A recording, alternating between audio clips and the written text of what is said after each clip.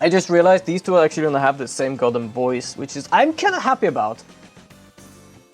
So Betty Bunny and Batty? No, wait, what was her name?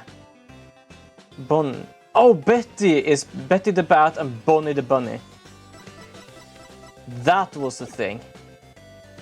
Ever since our debut, I've had to hide or pretend I'm Bunny.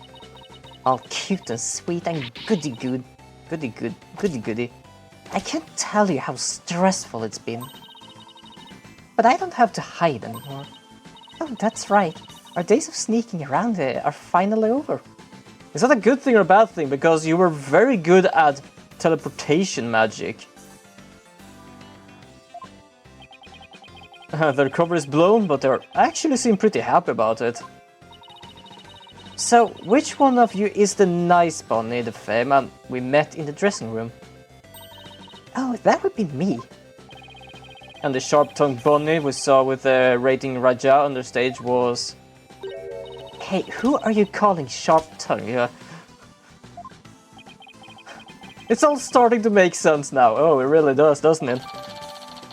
So yeah, for those who didn't know, we basically realized there were two different bunnies. Because one of them was always like, I love Trucy, like she's my idol, I want to be like her and stuff like that. And then the next moment is like, I fucking hate her. I was like, there is something going on here. And well, to put it fair, she's the best at teleportation. Like, what is the easiest way to do the teleportation magic? There are two of you. Two personalities, two of you, and like, teleportation, twins. So now we know that the mysterious fingerprints was Betty the fame. Betty the Bat, the one to the left. So, Mr. Justice, this changed the fact of the case rather dramatically, doesn't it? It certainly does. During the show, it was a Bunny who was on stage the whole time. So Bunny couldn't have committed the crime. But Betty, on the other hand, was understage, did have the opportunity.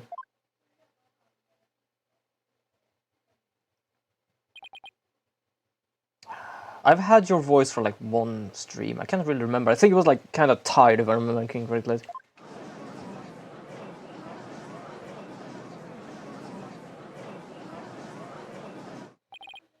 Well, so we now have two suspects. No, one. We did say that one couldn't be and one could be. Wait just a minute there, lobster boy. I didn't do it. Oh, that's right. Betty made a foul mouth, but she never killed anybody. Hey, who got a foul mouth here? Oh, well, speak up. Hold it! Did the background music stop as well? I think it did. Please save your sibling squabbling for later. Betty, you must have been in the understage passage during the show. Otherwise you wouldn't have known about the stage lift before they moved. So what exactly were you doing down there? Fine, I'll testify. Anything to get you off my back. Prosecutor Sadman, Betty the Fame is ready to testify. What do you say? Betty, you lied to us, to this humble servant, Holy Mother. Hey, what else could I do? I couldn't blow our cover and ruin our magic act. Besides, I am gonna go to your Twilight Hell or whatever for being a liar. Am I going to go to your Twilight Hell or whatever for being a liar? You will indeed, however. It won't be after your death, rather. I shall give you a taste of your punishment on this mortal coil in interrogation hell. Now then, Betty the Fame, please explain to this court what exactly you were doing under the stage. I was about to say something that which I should not say. It's true, I had business in the understage passage because of the upcoming trick. It was the fire trick, right? The one Mr. Rios was supposed to do. That's right. It's a very dangerous trick, so I had to make sure we were prepared for it. It was in the script, and I really wanted to see it, but I couldn't because of the accident. Shut up.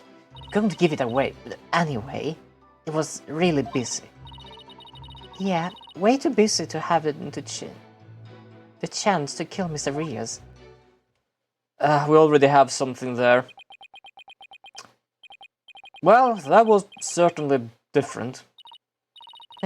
How was that for a flawless testimony and alibi?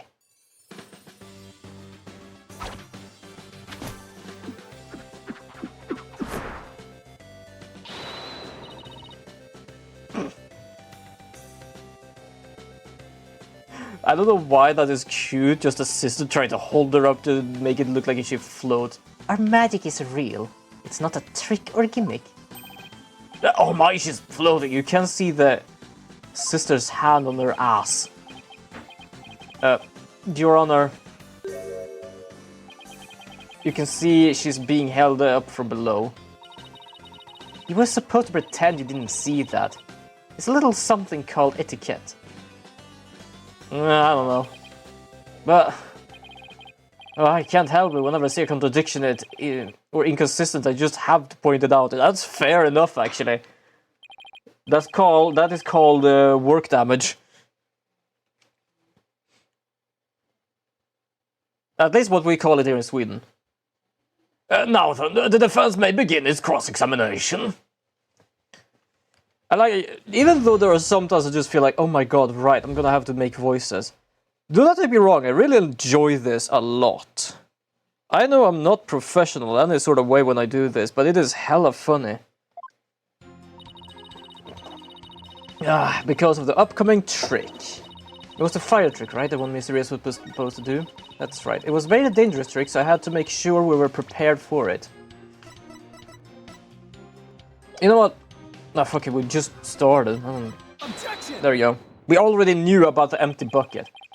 I hate to break it to you, Betty, but there's a big flaw in your testimony.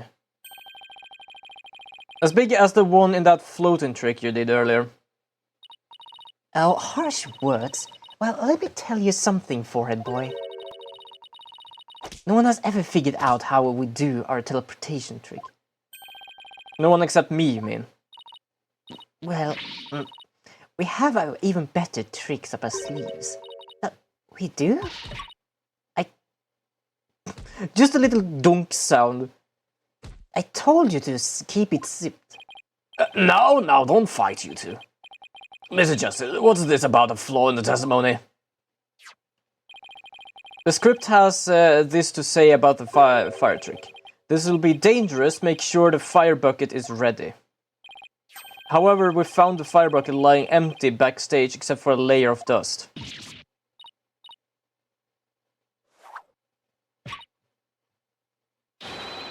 You didn't even attempt to get ready for the next trick, did you, Betty?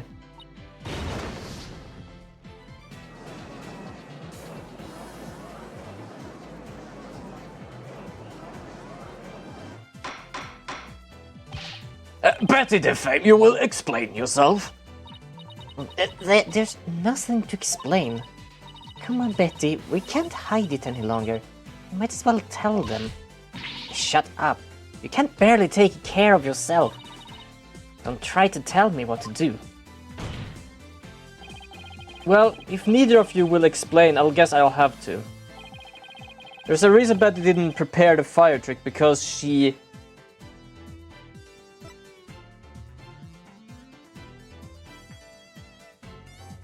knew the show wouldn't go on.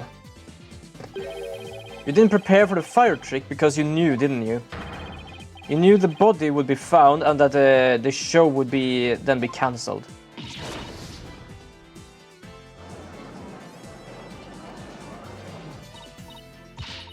Don't be ridiculous, you insignificant speck of a man. I'm gonna yank those lame bangs of yours. Is that what you want, huh? Objection! Can they be called bangs when going upwards? I don't know. Whatever, they can grow back. Now stop stalling and just tell us the truth already. I can't reveal my secret. I'm a magician. You have been chased in the shadows of an illusory culprit defense. And having chanced upon a convenient target, you have let yourself get carried away. Exactly. Where's your proof, huh? And yet, I can see that the witness' taste for false words has also been proven. I advise you to confine your deceitful trickery to your magic act, witness. Oh, so put it simply, you have been chasing something that is not gonna exist, but you have been lying a lot. Tell us. The deceitful trickery. Everyone is against them, holy shit.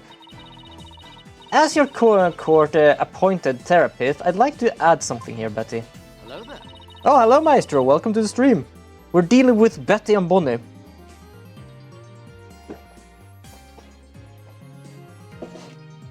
How is it today?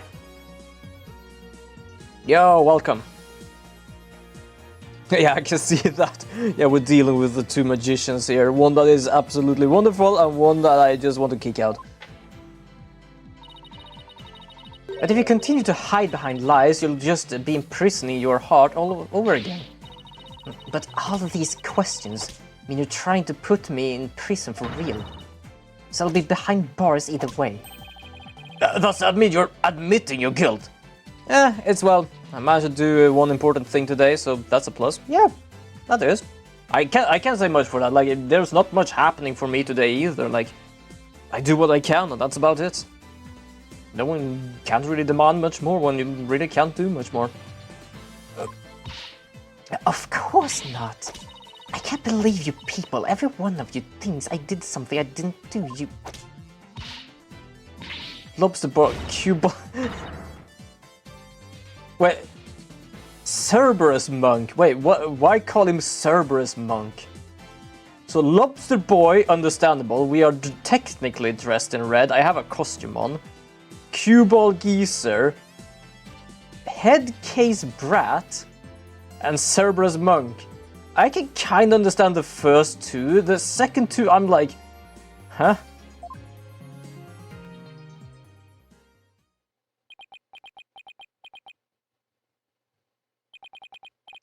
Cue ball geezer, Head case brat, really? Betty, calm down. Come on now, deep breaths, deep breaths. Look, I'm not the murderer, I tell you. Then how did you know the show would be called off before the fire trick?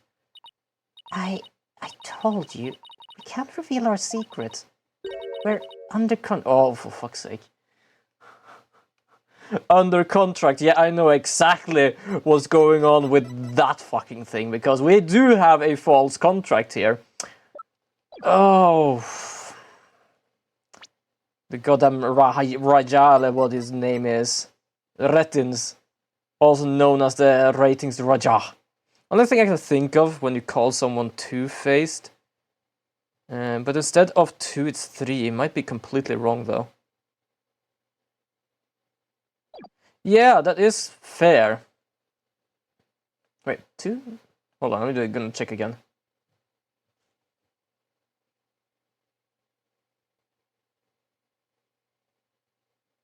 Yeah, but I don't know. So I know at least what Cerberus is, but like, why call him Cerberus monk? Yeah, no clue.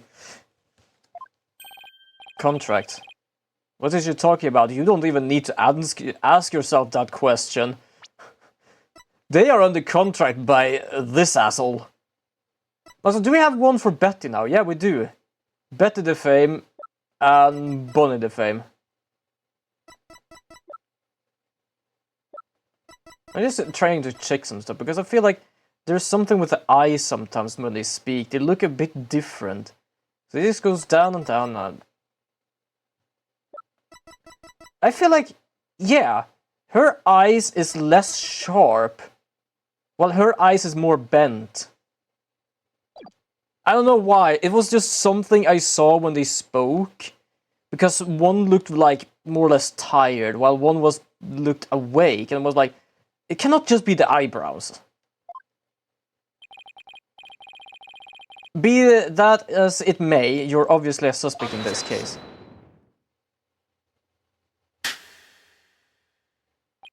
Are we celebrating something? Why are you clapping? I'm beginning to see the karmic threads that make up the intricate tapestry that is this case. Let me guess, you have now found out you are still on the right track. Huh? Allow me to summarize your assertions, defense. First, that the victim was killed in the understage passage. And second, that the witness and the accused are the only two who could have done it. Exactly. What's more, Betty knew that the body would be found, and that the magic show would then be called off. Therefore, it is reasonable to conclude that Betty killed the victim on the stage. But if what Betty knew that the show would be called off for some other reason. Like what? In the course of my investigation,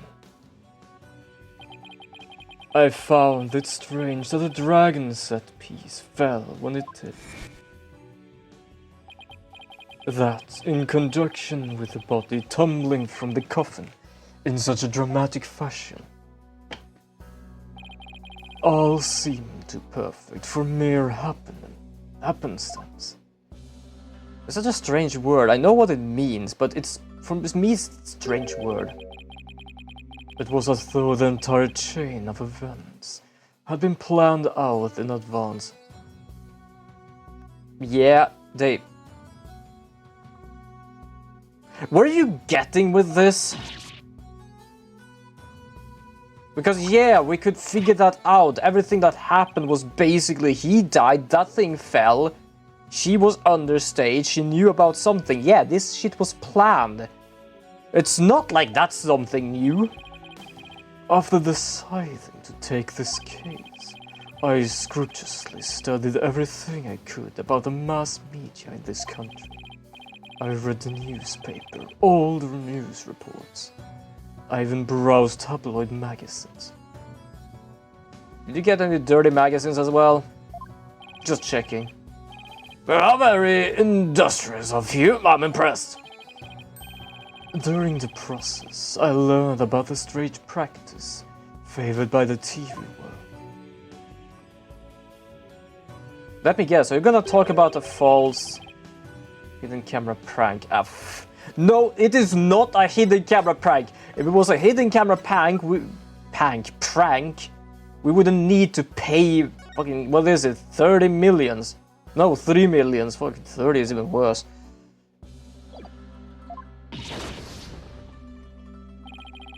Betty and Bonnie, you knew about this, did you not? About the dead body appearing, the set piece falling, the show being suspended. You too were informed of this plan by Take-Two TV in advance, correct? Yes, Pank. Which, yeah, would more or less make sense in Swedish, because that would become if you had to pay that goddamn contract.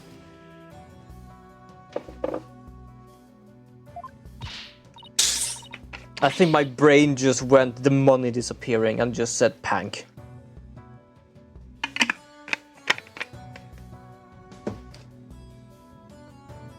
Betty, please, let's tell them now. I can't hold it in anymore. I'm pretty Pank soon, oof. Yeah.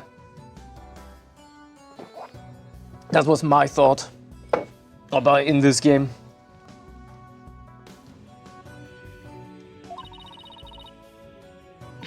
Someone's gonna lose it. Well, technically already made her lose it.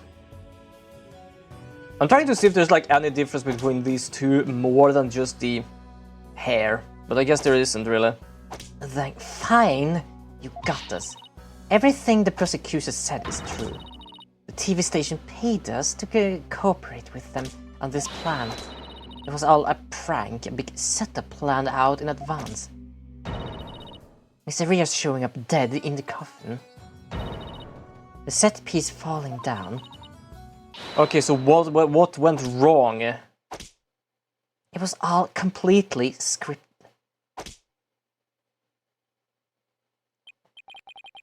It was all a prank? I don't even think I managed to get his voice correctly there. Jesus.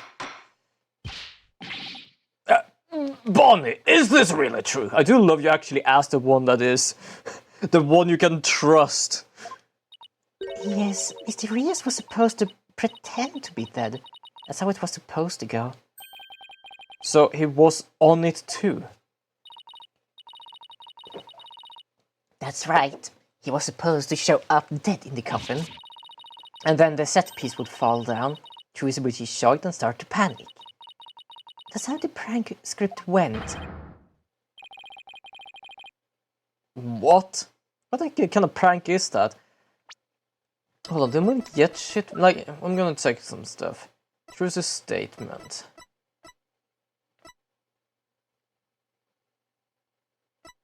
I'm trying to figure out because we went there and they didn't say anything about it. And something tells me, like, with the thought of us getting this, I feel like they would have told us it was a prank or something at first. But when we never thought he'd actually wind up dead. Yeah, that was the only thing that was different from the script. Poor Mr. Rios. That was the only thing different from the script, yeah, fair enough. I don't think really anyone script that kind of way. I'm so completely lost right now. Well, Betty and Bonnie, it certainly sounds like you have some explaining to do. All right, all right. I'll guess desperate times call for desperate measures. Just this once, we'll share how it was done with you. So listen carefully. You'll never hear this kind of thing ever anywhere else. Even if it was a bat, that was actually kind of adorable as well. After all teleportation trick, I went down on the stage. When Mr. Rios' body appeared from the coffin on stage, it was time for Betty to do her job in the understage passage. That's right, I used the remote control for the winch connected to the dragon set piece. And made it fall down. And just before the dragon fell, I called Trucy to the backstage so she wouldn't get hurt. After that, the plan was for Mr. Rios to come back to life in front of a panicked Trucy. He was supposed to laugh and fly up away. That was how it was scripted anyway. But for some reason, he really did turn up dead, so kinda just stayed on the ground. Damn. What kind of sick joke is that? Yeah, I'm starting to wonder that as well. But as they said, it was the television people who decided it was a good thing. And yeah, we already know the guy that is going on here is actually really a fucking weirdo. The poor defender was trying to do her magic show. I guess so. I'm sorry, Trucy. Whatever. It was all the ratings Raja's idea anyway. Yeah, it sounds like the kind of thing a guy like him would come up with. Well, he has a camera in his goddamn back pocket every time, and apparently one of these notebooks, so yeah, it wouldn't surprise me.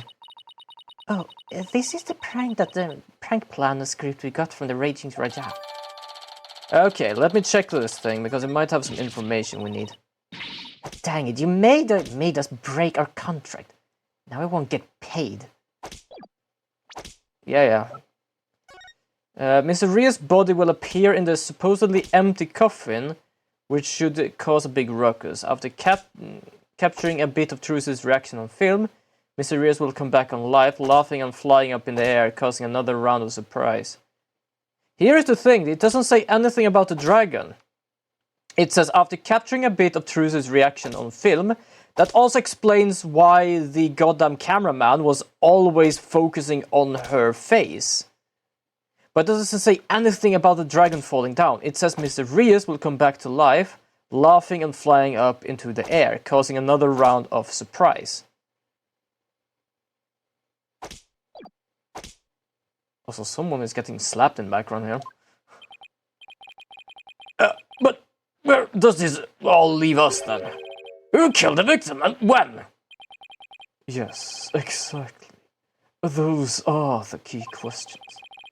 If Mysterious was only pretending to be dead in the coffin as a part of the prank, then when he was on the stage, there would still be life with him.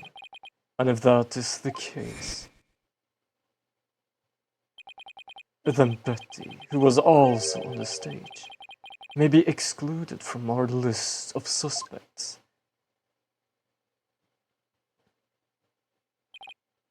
Okay, so there is something we didn't think of before then, like how does this guy die? We basically thought like he died on the stage, but I guess he might have actually died up on the stage because there is a back door from this thing. So it could have been that someone somehow managed to actually sneak up to the guy and just open the door and smack.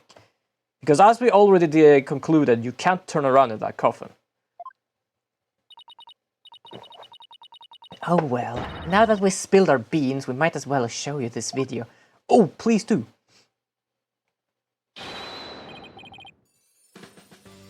He's dead, I'm not gonna do a voice for him. Greetings viewers, it is I, the great Mysterious. We're currently in the middle of Truce's escape trick, having snuck through the understage pass. Again with a scream though, confused about that. Really confused about that, but it could be that he... No, he couldn't die when the dragon fell down because he would have already been dead about that time. I don't know.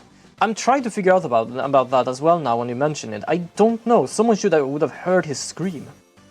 Having snuck through the understage passage undetected, I am now hiding backstage, preparing to play a little prank on Trucy. I'm about to hide in the coffin, which Trucy will stab with a rubber sword.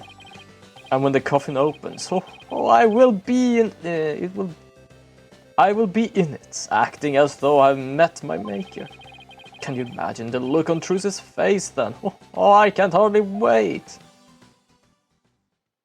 Well, that at least is a video about him actually doing the prank, about to hide in the coffin.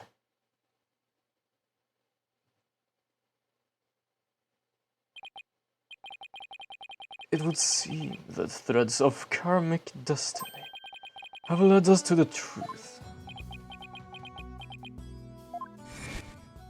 Well, a part of the truth. If you call all of this the truth, then that doesn't really mean much from you. The victim passed through the understage where Betty the Fame was, and came up into the backstage area. We know this because Mysterious appeared to be backstage when he shot the video we saw.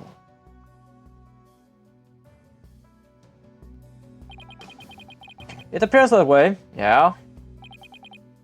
Defense, you propose the following, did you not? What if the victim was killed under the stage before being put into the coffin? But then what about this video?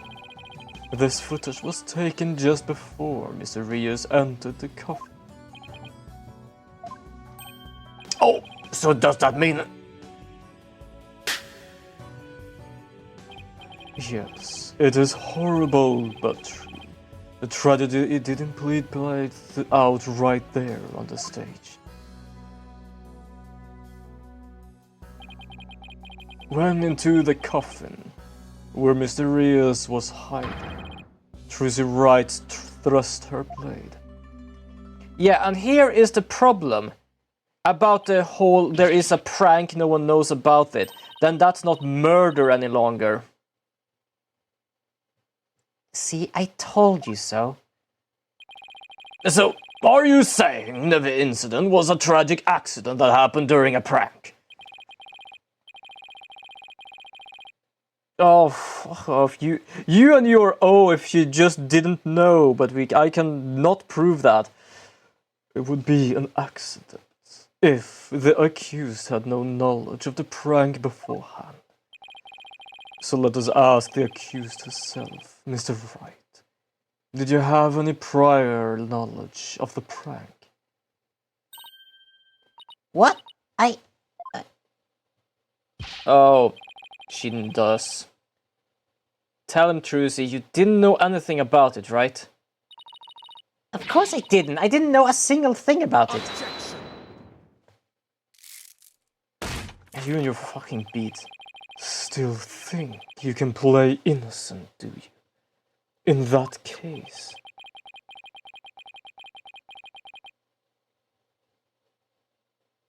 Oh. You leave me little choice but to present this piece of evidence. This looks like some sort of note. Yeah, the problem is... That's... I found this note in the dressing room after the incident. Yeah, the worst part is... Not even, like, I have shit writing. And it doesn't matter if I have a like a... What is it, handwriting? Style, whatever you call it. Handwriting style. It is way too close to this one. It is way too close to this one. Like it is a copy.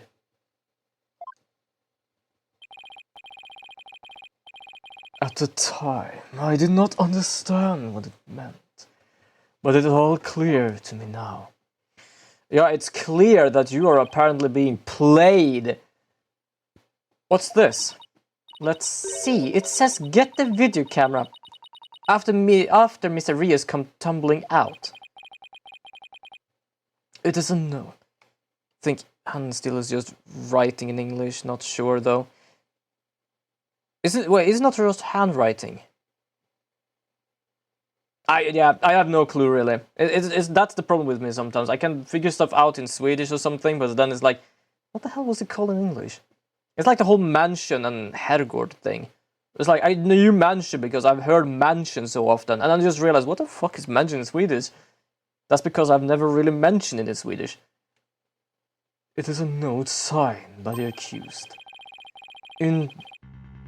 Instructing Bonnie to collect Mr. Rios' video camera from him, it seems. I don't get it. It doesn't make any sense.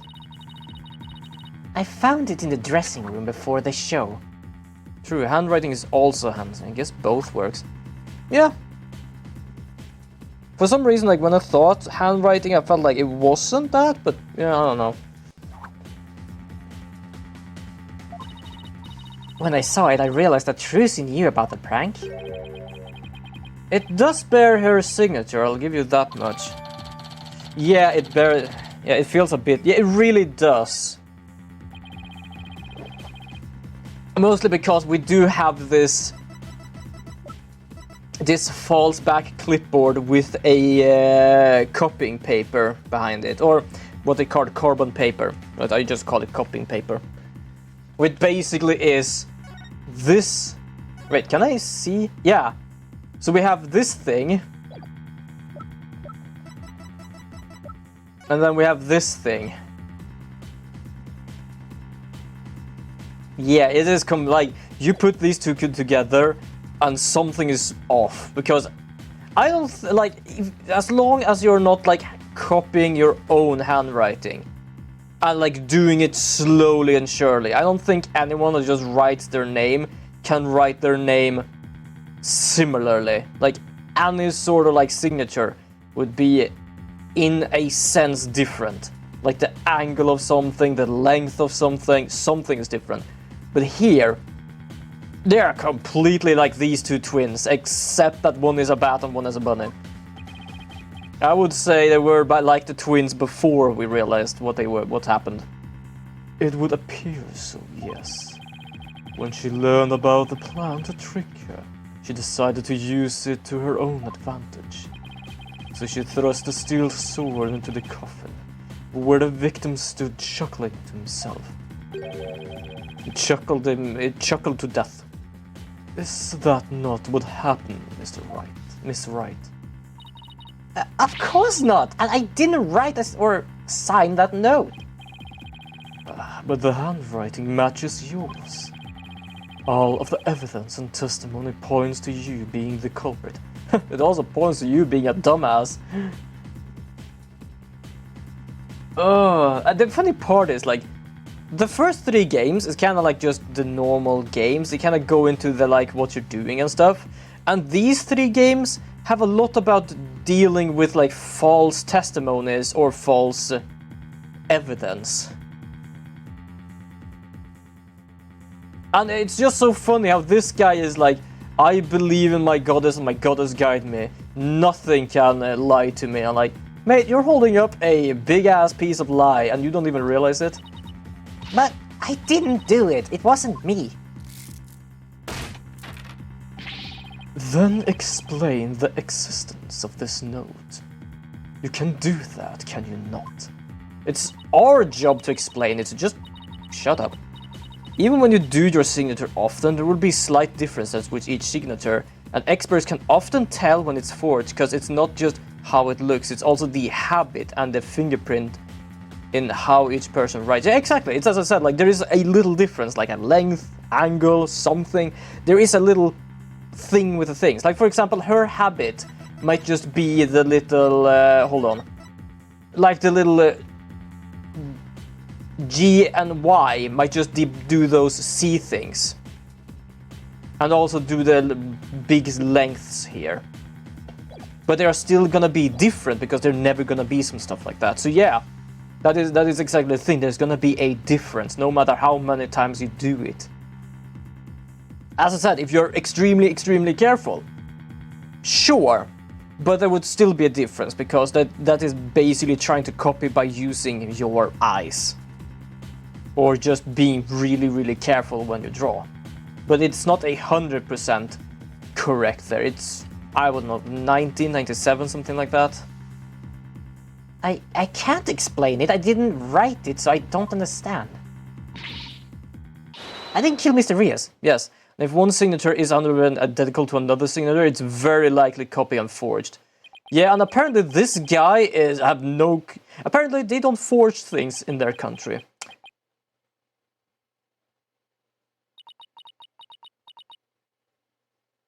But at the same time, the only thing they have is basically the spirit summoning, the views, and then it's like, oh, okay, we know you did it. There we go. We don't really need the forgers because there's nothing to forge. So of course this guy is easily fooled. You never like it's like this. He might have gone around. Yeah, someone should explain it to him. Really. It's like this. He might be a master of what he does in his country, and he has basically traveled around the world being a master or something of a not a defense, prosecution. But it feels like he is still young. He feels like I am an expert because I have been never lost in my country. And like, yeah. Welcome to fucking real world, mate. It is more vast than one little goddamn island. Actually, to be honest, I don't even know how big their goddamn country is. I'm just guessing an island.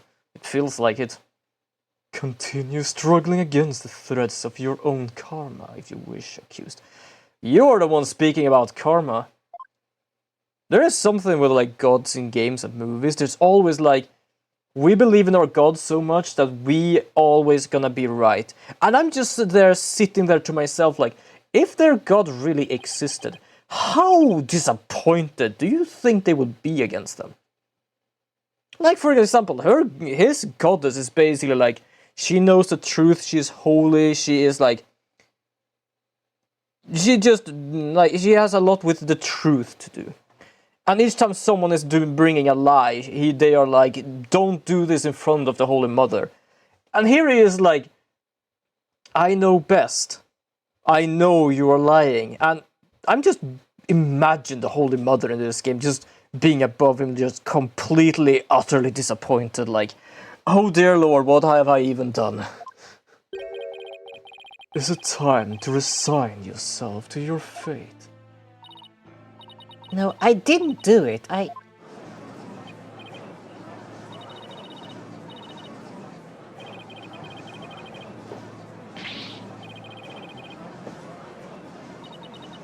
But I didn't do it. I really didn't.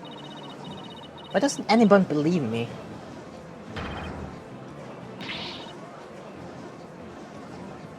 And this is also the media part, because he already... Holy Scythe followers are morons. Yeah, my followers are morons. Oh, yes.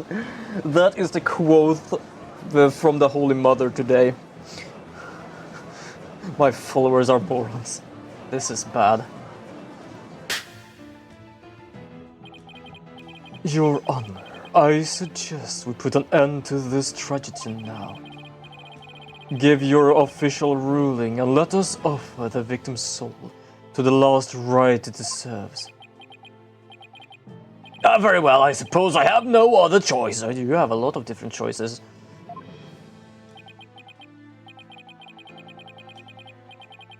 Objection! But the funny part is how angry I often get about people believed to be lying. Like, good lord, I don't know why. I feel like this one is probably one of the most stupid ones. The last one was like more focused on finding one person, and he was already an inmate, so he didn't really have much of a conscience, really. This guy is just stupid. The first guy in the first game, it was good, but I would say like it was more of a like band member than a whatever he is. For some reason the name always fucking poofs out of my brain. Apollo? You, even now you would. Yeah. I won't give up, and I refuse to let them down. Mr. Wright, who's counting on me, and Trucy, who's put all her faith in me. Also, we still have the whole thing. Like, we already know that this is fake completely. Mr. Justice, the fact that you have raised an objection means that you have evidence which to refute the prosecution's claim, correct? Prosecution, that is the thing. I was about to say something else that is similar to this name, and that is why I felt like I know it's not the thing, but why is my brain putting me in this direction? Yes, of course, Your Honor. Do we really have anything, Apollo? Actually, we do. There's one piece of evidence we can present here. Very well, Mr. Justice. You may proceed. As we saw in the show footage, there is no question that the defendant thrust a sword into the coffin. The defense doesn't dispute this point. But let us not forget that this was a magic show filled with tricks and illusions. We can't take everything we see at the face value. So you're saying some sleight of hand was somehow involved? Yes, the defense contend that the sword the defendant used was not the cause of death. Now what Trucy... My brain? Now what was it Trucy told me she did just before she thrust the sword into the coffin? Very well. Let us see your evidence then, Mr. Justice. But remember, you interrupted my verdict to make this claim. Oh, fuck, I lose both my last ones. I'm gonna save here. I was gonna wait for a bit because it is actually like an ad. But yes, I hope you all, both on YouTube and Twitch here, is having a wonderful day. I'm just gonna make sure that nothing really happens here because, oh boy. Yeah. I only have 2 left because I think I managed to fuck up some stuff last time. Yeah, guess what? Woohoo. We only have 2 left. Also, I'm gonna have to go through my magic cards later. I've told people before, like, I don't hate Magic the Gathering. It's just not really for me. And there is gonna be a board game convention in the beginning of next month. So I thought of going there and selling my cards, most of them at least. I think I might keep the more nicer cards. But I don't know. I don't really know yet. I know I did that one time. I managed to get a few cards back because it's not like I get money back. I basically get like store credit. And to be fair, I don't care because I can buy some other sort of cards which I still have a lot of, or might not. Like I have even more goddamn Pokemon cards. It's like ridiculous money I have. I would say it would take one whole day to actually count them all. But yeah, plus then I can just get some nice cards. I don't know, might just open them on like YouTube shorts and stuff like that. I don't know, I kind of like just to do that. I really do like just opening card packs and stuff like that. That's kind of also why I just play some gacha games now and then. For some reason, I played more gacha games, at least one, only one mostly, on my phone. I know that I played like Star Rail and Zenless Zone Zero, but for some reason for it to be on the computer, it just takes away that I have to basically go to the computer, start the game, log in, do this, do that, and then done. I feel like that's why I like it to have it more on phone, because I can log in, do the things, then I'm done, and then like it's like easier. But personally, I do like the game. It's also very difficult, I feel like personally, to actually get pulls in that game if you aren't then like in all the goddamn events and stuff. Like, in the one I play, which is Alchemy Stars, I believe at least for like each second day, I'm capable of actually getting like one full pull. And then when they add like new events and stuff, they basically give you more pulls. And then I basically have like a shit ton of pulls. Like I already have a shit ton of pulls in the game. I have like 20 for the event one, which there is gonna be a new person there I kinda want to pull. And then I have like 44 mainstream pulls, but I haven't found anyone there to pull for yet, so I just have them laying around. I feel like it's just easier to get pulls in that game. That's fine, Your Honor. This shows it's possible that the sword Miss Wright used was not the cause of death. It does. Contains a rubber sword Trucy say she swapped in for the trick. I did saves, I don't care. This is the only thing. What's this? A sword from the show? That's right, Your Honor. This rubber sword was in the sword stand on the stage. During the trick, Miss Wright was supposed to swap the real sword for a rubber sword. And she told us on record that she... coming from ads to pulls in that game, huh? Yes? Yeah, I was trying to just pause the gaming, so I was talking about other stuff. I ended up talking about I'm probably gonna sell my magic cards, because I'm not gonna use them, and I can get store credits to buy other card packs. And then somehow I ended up talking about gacha games, because I like just opening card packs now and then, see what I get for something fun. And that's why I'm playing some gacha games. So I basically have 20 event pulls, and I have 44 mainstream pulls in the game I'm playing. Because as I said, if you just do your dailies and stuff like that, you are about to get one pull for each second day you play that game. And if there is a new event and stuff, which happens basically every half month, you will be able to get even more pulls. And not only that, if you basically already have a lot like I have, you get certain credits which you can buy pulls from again. So basically going to the whole micromanaging the game. First I do this, then I do that, and I get more, then I can do this to get more, and then I do this, and voila. So I'm trying to micromanage the game how much I even can. And she told us on record that she remembers very clearly that she did. I see. So the sword the defendant thrust into the sword coffin was a rubber sword, was it? But then, Why was the steel sword found lying on the stage? Somebody must have put the steel sword there by swapping it with a rubber one. Just after the incident occurred. Yeah, this is also the thing. I think someone did, because, as I said, going here, there's nothing about the dragon falling. Just after the incident occurred, the dragon set piece fell and the theater was evacuated. The real culprit must have used the resulting chaos to swap the rubber sword for the steel one. Also, would it be interesting if I did the Alchemy Stars event when it comes out on stream? It is basically just I think it's like tomorrow.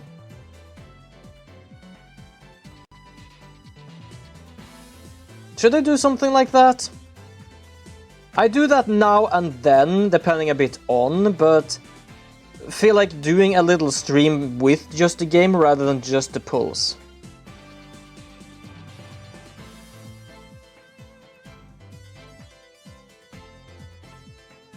I don't know, I might or might not. It also is up to the community if people want to see it or not. Do you not know when to give up, Stinkbug? That is not possible. Blood was found in the coffin hole that the sword was thrust into. It must have been left there when the accused withdrew the sword. This is introvable proof that the sword she used was the steel one. But that blood could have been the result of someone tampering with the crime scene after the fact. After the set piece fell and the audience was cleared out of the theater. There was plenty of time for somebody to plant that blood there. If the sword the accused used was a rubber one, then when exactly do you propose the victim was killed? Given that Mr. Reus was alive when he entered that coffin. Objection! Finding the answer to that question is precisely why we need to continue this trial. I'm glad you are agreeing with me, prosecution. Let me express my opinion. By all accounts, it is certainly reasonable to suspect the defendant based on the evidence. But as the questions of whether the sword the defendant used was rubber or steel, I believe further discussion is warranted. I suggest we hear from the defendant herself on this issue. Very well, Your Honor. Yes, I saved it somehow. Too close for comfort, but still.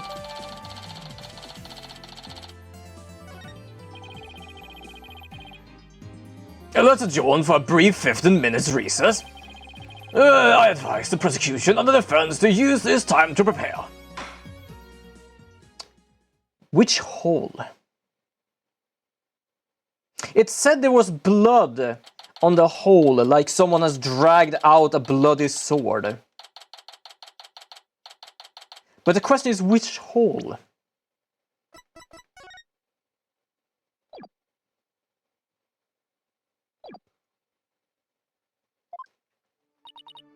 Phew, that was hairy. Tell me about it, we barely made it through by the skin of my teeth. I can't say I'm crazy about that prosecutor's sad man either. You know, with the way he says let it go and move on, as if it's nothing. Yeah, exactly. Let it go and move on, huh? It basically feels like that. It's like, I don't want to waste time. I don't want to even try to win or lose. Just let it go and move on. Like, make it simple for all of us. Like, wait, we're supposed to protect someone here. Like, I'm not gonna make it simple for your ass.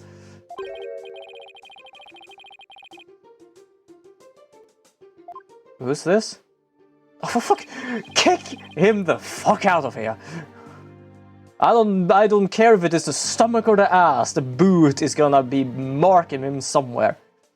I got your next evil scheme in the works already. Is he allowed to be in here?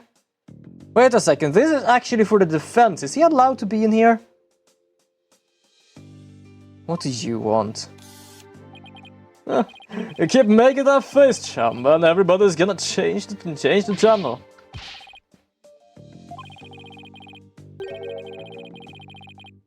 Let's see those pearly whites. Is that what the grammar creator tells you to do? You fucker. Oh, he just done goofed. The Troop Grammar Creed, a true entertainer always keep a smile on their face, is written inside. It is written inside. Oh, mate, you have fucking done goofed yourself. Oh, you should have kept quiet. Ooh. Oops, Daisy, exactly. How does it feel, Trucy? Everybody's online, can't stop talking about you. They're calling you a real victim. Witch out there. Could this be the end of Troop Grammar? Wow, there actually came thunder now. What's this? Something just changed. You charge into frame. It's getting closer. Oh, fuck! Oh, that would be absolute. Oh, that would be fucking brilliant. Like, oh, something came into frame. Oh, it's getting closer. Oh, shit. Oh, it looks like a yellow gorilla or something. Could it be Truce's pet? Filming is prohibited inside the courthouse. Do you want me to get the byleaf? Filming? Well, it's a... Oh, now he's showing off. I don't know if he's actually knowing what he does, or if he's just doing it by mistake. He basically, by sleight of hand, like a magician, made the camera vanish. I don't know if he's trying to show off now, making it that he knows what's going on and we can't touch him, or if he's actually stupid right now. Huh? What happened to the camera? It just disappeared right before our very eyes. I think he believes that he's now untouchable. Yeah, I'm getting the feeling of that. Like, sure, the words he said before, those are kind of stupid. But the whole thing, like, I am just an entertainer for a camera producer, and I am just gonna do things by contract, and now he just sleight of hand make the whole camera disappear. There is definitely something going on there. But at the same time, I have commented this before. This is a 13-year-old poster. And I feel like Mr. Rios have not aged at all. I believe this is the true Mr. Rios. And because of the whole thing happening in the past, he wants to just fuck things over right now. I'll be enjoying the rest of the Truce's show from the gallery. I put the Coffee Truce's fan to come and support her earlier, by the way. I had some great footage out of them. This is gonna be good. I'm gonna make something hang loose on you. He called in some of Truce's fans. But for what purpose? Apollo, that thing Mr. Rios just did, that was some high-level sleight of hand. Huh? Why would he know how to do something like that? I don't know, but he definitely has some serious magic skills. No way, but I thought he said magicians were all a bunch of good-for-nothings. Who is it now? Oh, you. Okay, I have no problem with you. You're absolutely wonderful. Oh, hello, Bonnie. Can I help you with something? Oh, well, there's something that's been bothering me. Really? What is it? Well, you see... Hey, dummy, what you whispering to Lobster Boy about? Oh, Betty. Who the heck do you think you are? Are you crazy you want a piece of this? You know you have to talk to me first before you do or say anything, your harebrain. But shut your mouth, you dumb bunny. Come with me now. Okay, I can say this. I don't like Betty as much as Bonnie. But they are in a sense adorable together, even though they are really bickering with each other. I wonder what was bothering her. There are generally two people who are good at sleight of hand, magicians and pickpockets, and often they are one and the same. Fair enough, actually. I'm not gonna even say anything against that. When I was young, I actually tried to learn some stuff, some magic stuff, and there was actually one trick that is supposedly to fail, but it basically just comes back and shows like, oh wait, is this not your watch? And yeah, the real magic is basically he lost his watch. So I am not even talking against that. Also, this is like, I don't know how long this was. I think, was it like no, it wasn't even... No, this was like 2008 or something I did shit like this. Fuck, that was a long time ago. I don't even think I remember most of them. Except for the...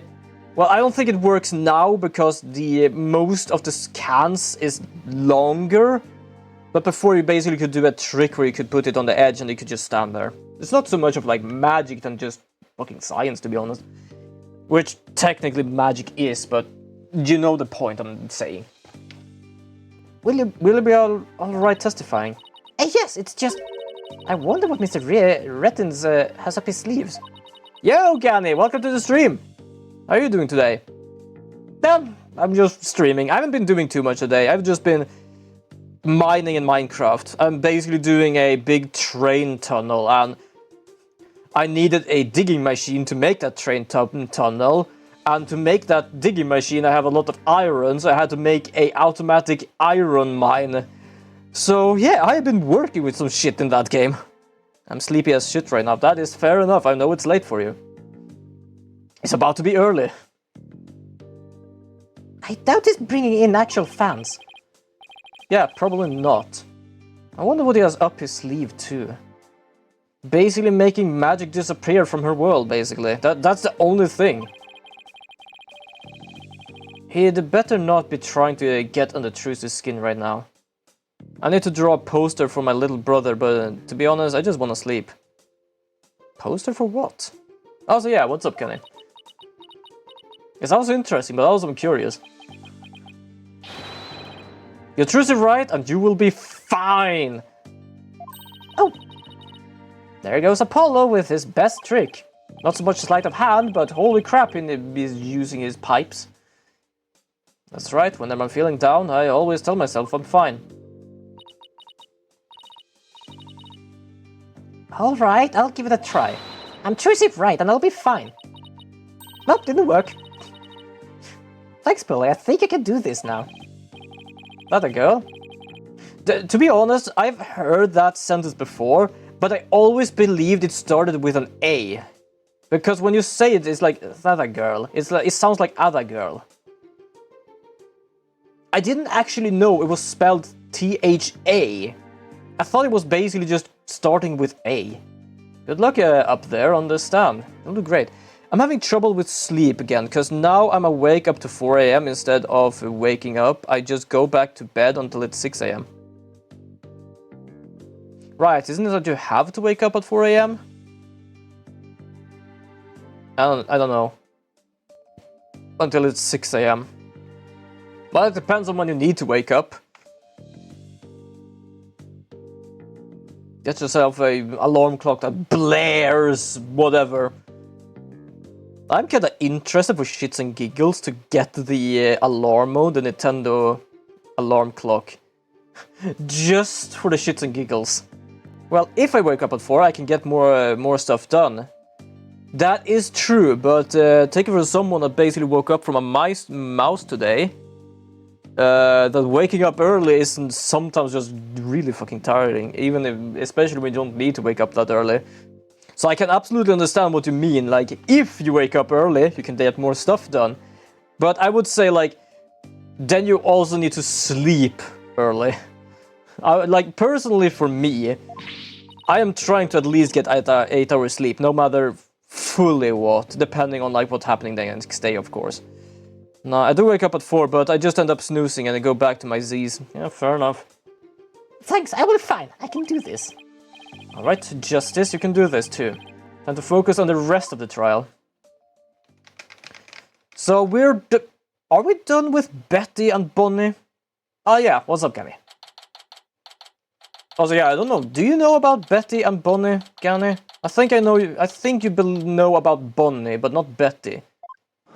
Betty the Bat and Bonnie the Bunny. Court is now in session. Defendant, please step up to the witness stand. Tracy Wright, a magician. Dear Lord.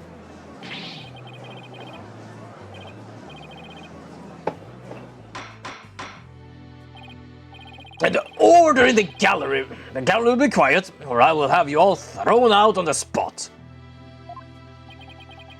What's with all the hecklers? I bet they're the fans Mr. Rettin's invited. What a grade A jerk. Well, he's not going to psych us out. Now then, Mr. Wright. Oh, Miss Wright. Each time it says Wright, it just says Mr. This court will like to know if you switch the sword from the steel sword to the rubber one on stage. Not gonna lie, time goes so fast now, cause without me realizing it, around this week and next week, I'm gonna be having my mid-semester exam. Fair enough, actually. It does happen sometimes. So please testify about this issue.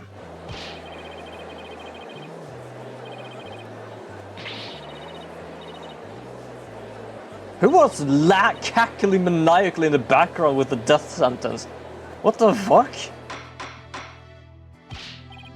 Silence, all of you! I won't tell you again. Please, bring them all out of there, even Retsin, because I think he's somewhere in there with his fucking sleight of hand camera. Yes, I'm fine, Your Honor. Trucy, I knew I shouldn't have let her go through with this. I'd like to make a small request.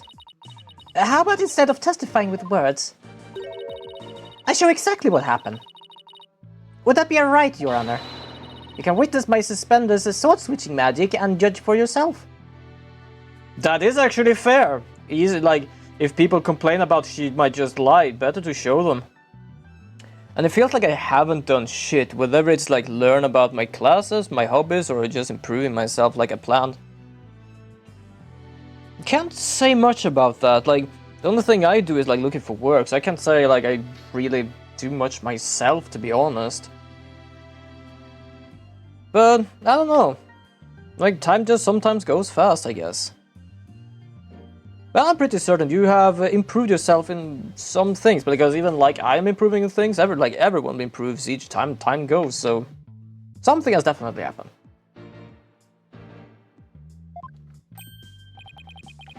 In spite of everything, she's still smiling. Oh, Trish is amazing, isn't she? She sure is. She's doing just fine up there.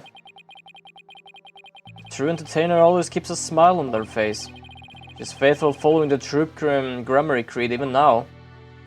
A creed that was written inside a locked book, which apparently the other guy knew about for no goddamn reason.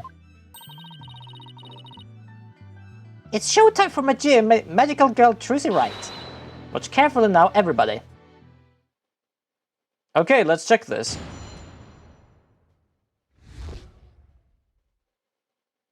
The suspender sword switch.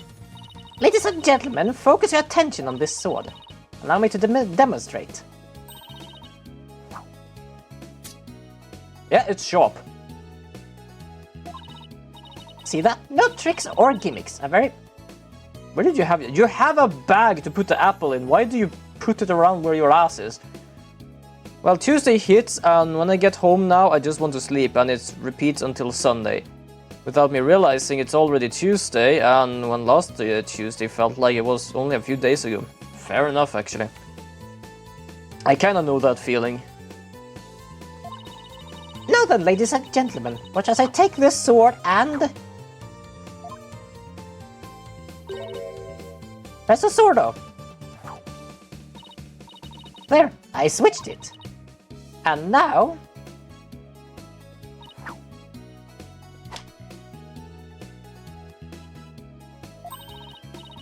As you can see, the blade is not steel, but rubber.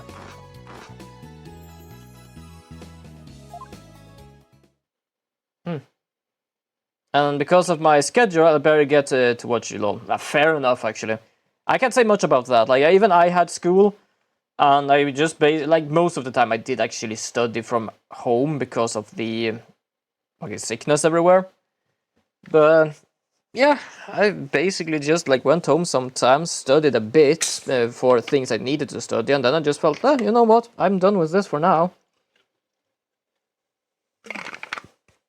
But same old, but got one important thing done today, so that's an improvement. Also, shaved my head yesterday.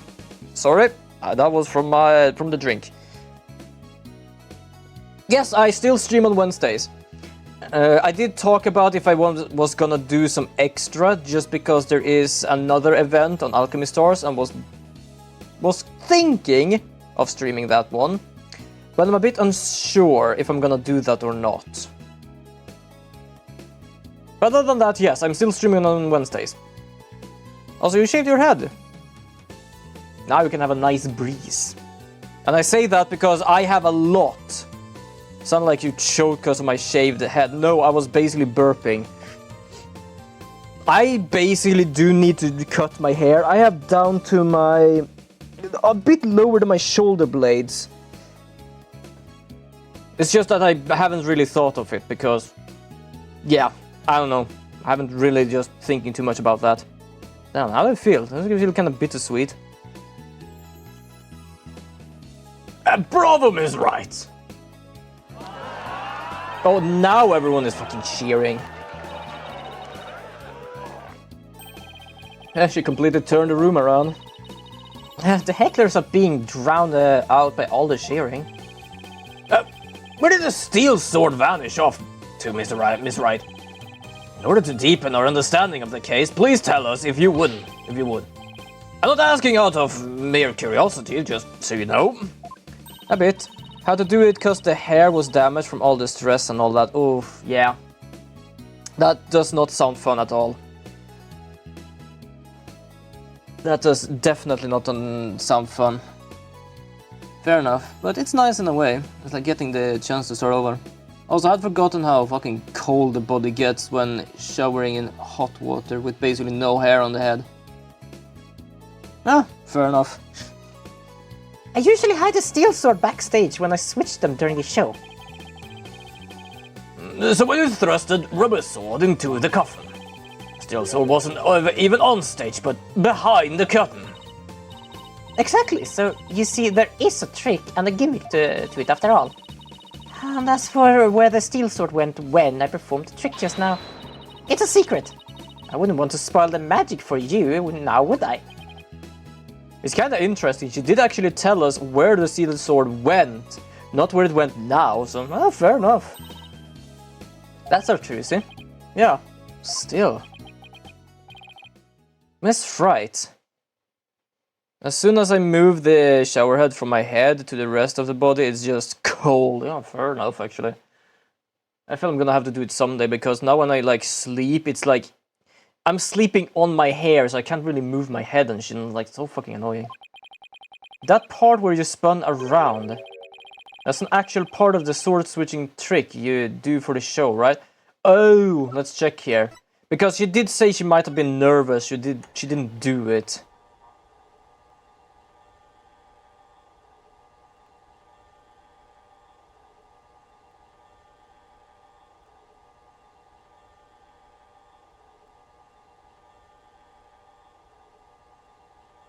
Also, why isn't there any goddamn voice to this thing?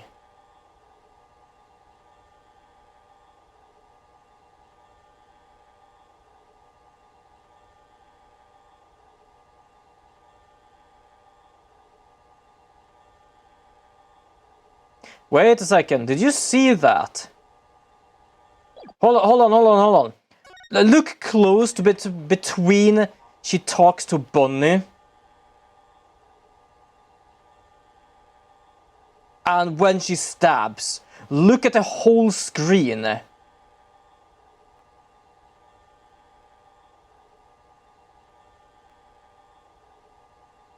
Because we're checking if she's spinning now. So look where she would have spun, in between which you're talking to Bonnie and stabbing the sword. Look all at the whole screen here. You see the little click, where like the whole screen like shakes for like a little moment. I'm pretty certain this thing is cut. Yeah, there is a cut. I think you did swirl, but there is a cut in this. That's an actual part of the sword switching trick you do for the show, right?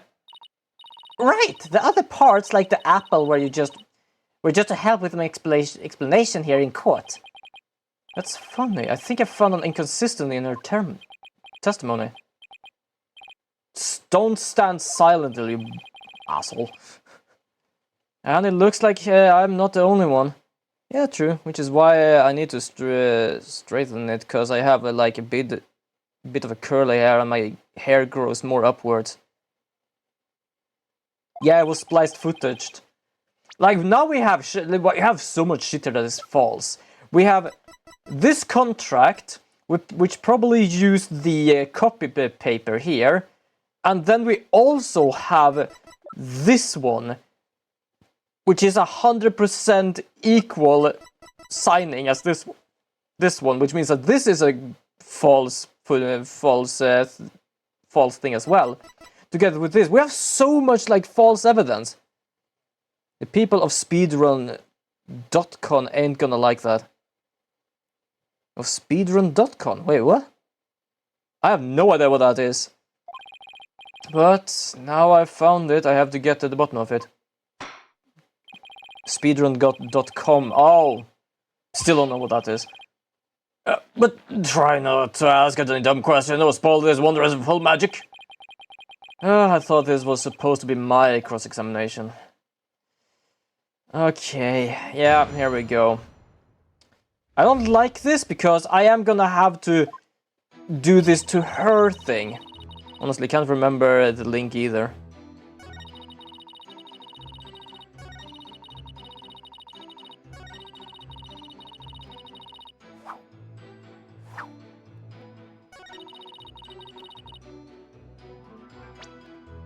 Yeah. Objection! Yep. I don't like this just because it's... Miss Wright, there is something I'd like to confirm with you. What is it, Apollo? There seems to be a discrepancy between the way you performed the trick for us just now and the way it appears in the show footage. What? But that can't be. I performed it exactly the same way both times. Then what's going on here? Simply, you got false evidence from one of the crew on the TV station, and so did this sad man. Miss Wright, I have the show footage right here, and the part where you twirl your cape around is missing from it. Also, dude, I've been stopping by to Bromine stream for more often lately. It's pretty chill watching it when I don't have class in the morning, since he usually streams around 7, 8 AM for me. Ah, fair enough. I'm glad you can watch it, actually. I have difficulty doing that because of how late it is for me. So, it really is the exact moment you switch the swords. Yes, that's right. Oh, I knew it. Don't look so smug, you asshole. You don't even know that things you have brought in here is even like false evidence. Also, I just realized something. Isn't that just gonna make him... He's good at drawing, not gonna lie. Yeah, I did see that. I did manage to watch one of his streams. He's really good at that. But yeah, like, for example, he was given, like, Mr. Wright was given fabricated evidence, and because he presented that into court, he was basically fired in a sense because he did something illegal. Technically, this guy did the same. Sure, we did the same here as well, this thing. But technically, this guy did find this. Doesn't that mean that he is also like capable of just losing his job here now because he just showed like false evidence? Yeah, he presented the tampered evidence. Yeah, we did as well, but we got this from a person that we didn't know it was from. So I don't know if we both are for fault here, but I know that in the beginning of the first game, we get evidence from someone that then walks away, and when we present it, someone just goes, oh, that's fabricated evidence. Like, wait, what? What the fuck? Mr. Justice, does this mean that you are arguing that the defendant did not swap the swords during the actual magic show? No, Your Honor, that wasn't my intention, I mean... I did swap them, I know I did. I'm absolutely sure of it. Stop objecting, you don't even know what you're talking about there. Honestly, the one giving the tampered evidence should face the consequences. That means both of us, just so you understand, because I did show them the video. And he showed us this.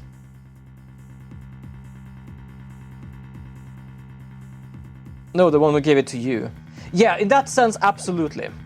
Absolutely in that sense. I'm just checking with this world sense, because in this world, Mr. Wright lost his job because someone gave him the evidence and it was fabricated, and because he presented fabricated evidence, he was just fucked. Human memory is unreliable at best, but in this case, I am afraid that it is the witness herself who cannot be trusted. We can see the footage for ourselves. The claims of this witness are false. But... Stop clapping your goddamn hands like you're a know everything guy. Now that it has been proven that the accused did not swap the swords, it means that the use of the steel sword to pierce the coffin was wholly intentional. Oh, and by the way, was it not for you, Mr. Justice, who argued that Mr. Reyes' death was not an accident but murder? I assume you had no objections to that still. It was, after all, your own assertion. Damn, bro really thinks he is I told her with that clap. No idea who that is, but I think I've heard that before. He believes in a videotape, and that is 100% the truth. Talk about being ignorant. He thinks this fucking thing is the truth, and it took us a second to understand that the signing of this thing was false.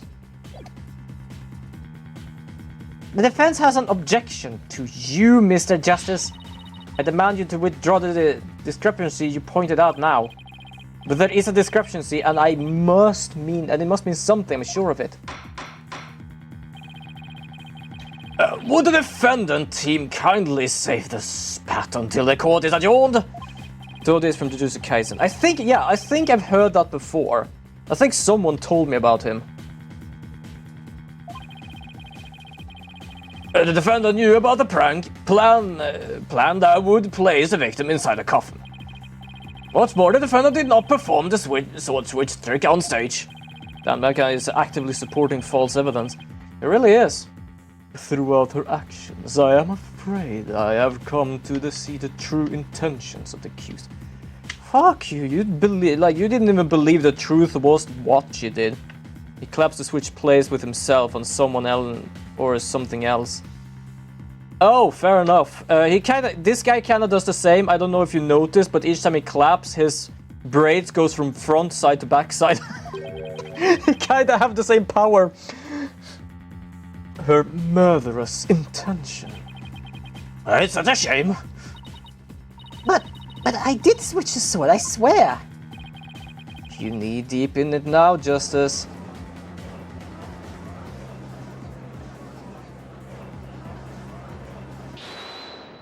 Oh, someone's saying hold it. Oh, thank you so much, Bunny. Excuse me. The episode of Brother from Another Mother. Let's see, you are... which one again, Benny? No, that's not right, Botty. Benny, what the fuck? It's Bunny. We're mixing the two names together, Your Honor. Oh, pardon me. Do you have something you wish to say, Bunny? Yes, Your Honor. I'd like to testify. About what? The more I think about it, the less possible it seems. I don't believe Trucy killed Mr. Reyes. Bunny? Let me guess, Betty's gonna stop it. Yeah. Hey, what's the big idea? Such an incredibly gifted and talented magician would never commit murder. Refuse to believe it. What are you talking about, you hair-brained hare? You keep your mouth trap shut. I got a bag of baby carrots for you, so chew on those or pipe down. No, I won't be quiet. What's the matter with you? Don't you hear me? Tracy said something to me once. Huh? She said no matter how scared you get, no matter how mean people are to you, you can't give up or give in or give up. That's what being a professional magician is all about.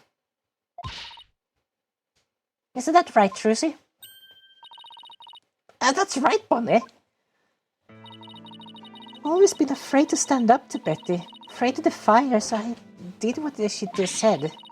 And when I saw Trucy today, she gave me strength.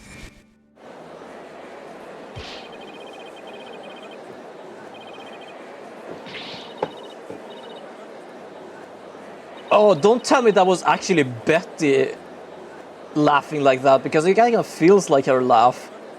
Death penalty, yeah. Well, that just sounds on one way to explain Yuji's character.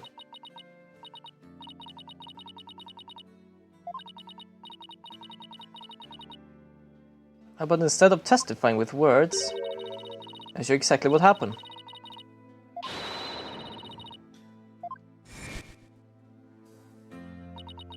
Seeing her courage, the way she kept smiling despite everything, she's just incredible.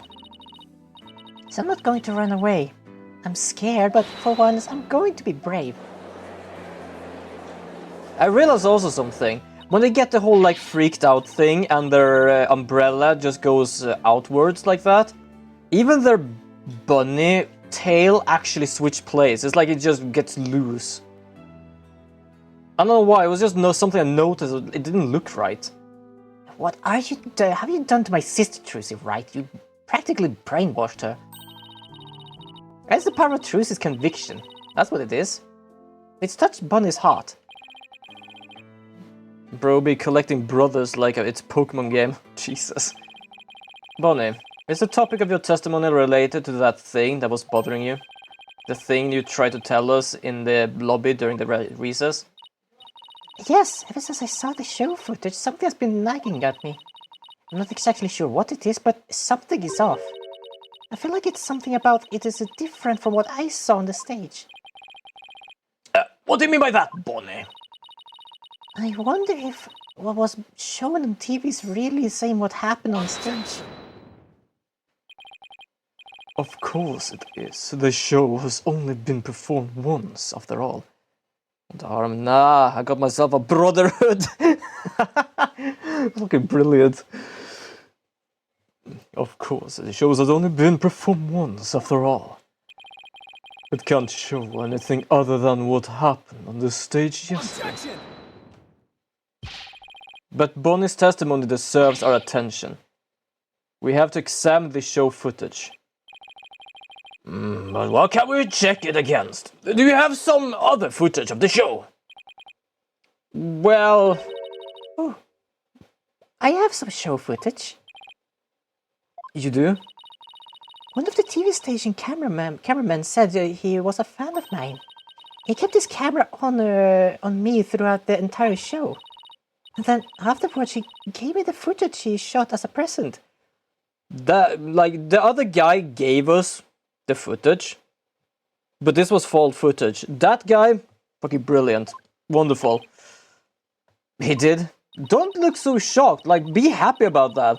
First of all, she got a gift about her performance, which is, for the first of all, should mean a lot to her because of her being a magician. Second of all, it was unedited. Be happy about that. To tell you the truth, I thought it was kind of creepy, so I was going to get rid of it. Creepy. In a sense, yes. I can agree if it's only on her and stuff, but at the same time, it depends on if it's something he keeps or if it's just something he filmed and they are not gonna use. Hold it! Please submit that footage to the court before you throw it in the trash. I can absolutely agree with her. I guess it depends on how it is gifted to you. Because in the sense of like, yeah, this is your performance, this is you, here you have as a gift because you're a wonderful magician. But in the sense of actually like, yeah, it could be creepy depending on like who, what, where and what and when. Both brothers of Judy does need to clap to do the technique, so at least they're still clapping one way or another. I had to finish that sentence to understand where that went somewhere. Alright, fair enough. 1002, 1003, 4, 1005, 1006, 1007, 1000. Okay, yeah, this is definitely a bit creepy. The other guy I thought was creepy because it was only showing her face, but that was actually like... that was like prank video. This is basically like, oh, I'm gonna look at your leggies. Also, what the fuck is this angle if he has a cameraman? Oh, yeah, she threw some cards. That did never happen. Pfft. Just straight and run into the cameraman. Wow. Okay then.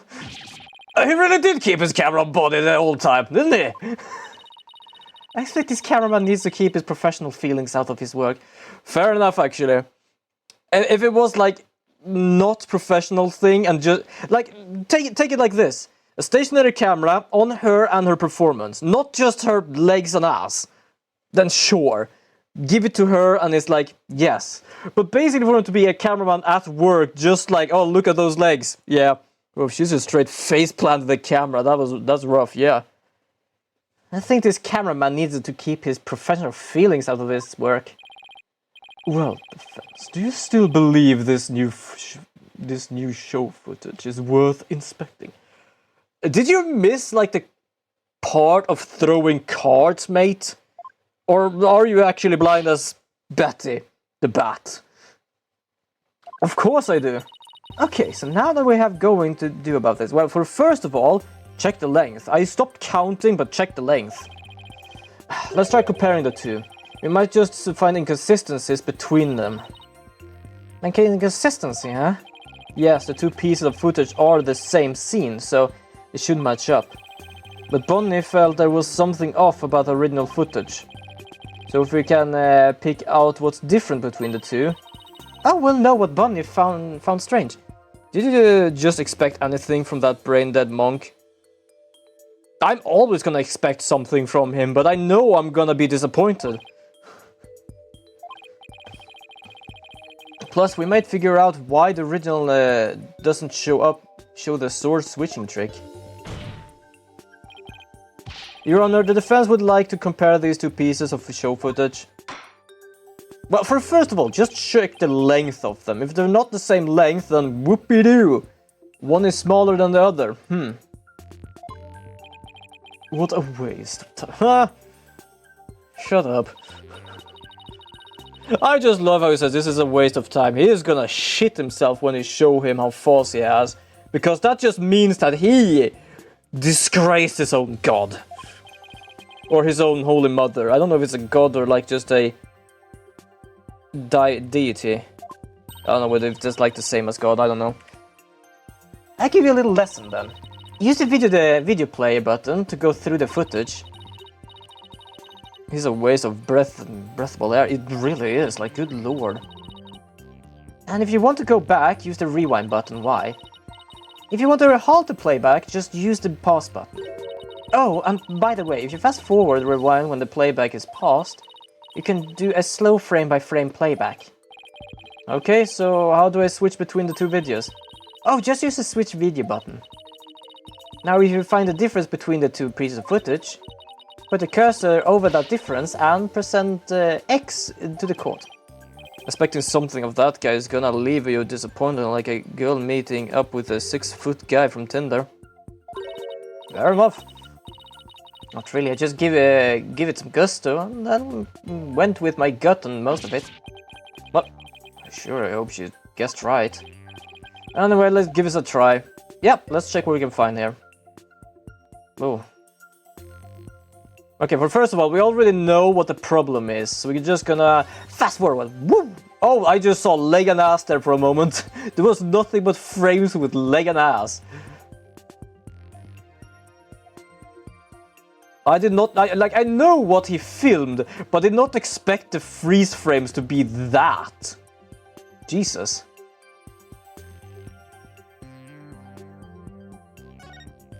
There we go. Because if we switch this now, there is no card flying. Oop, wait, where the hell is the card?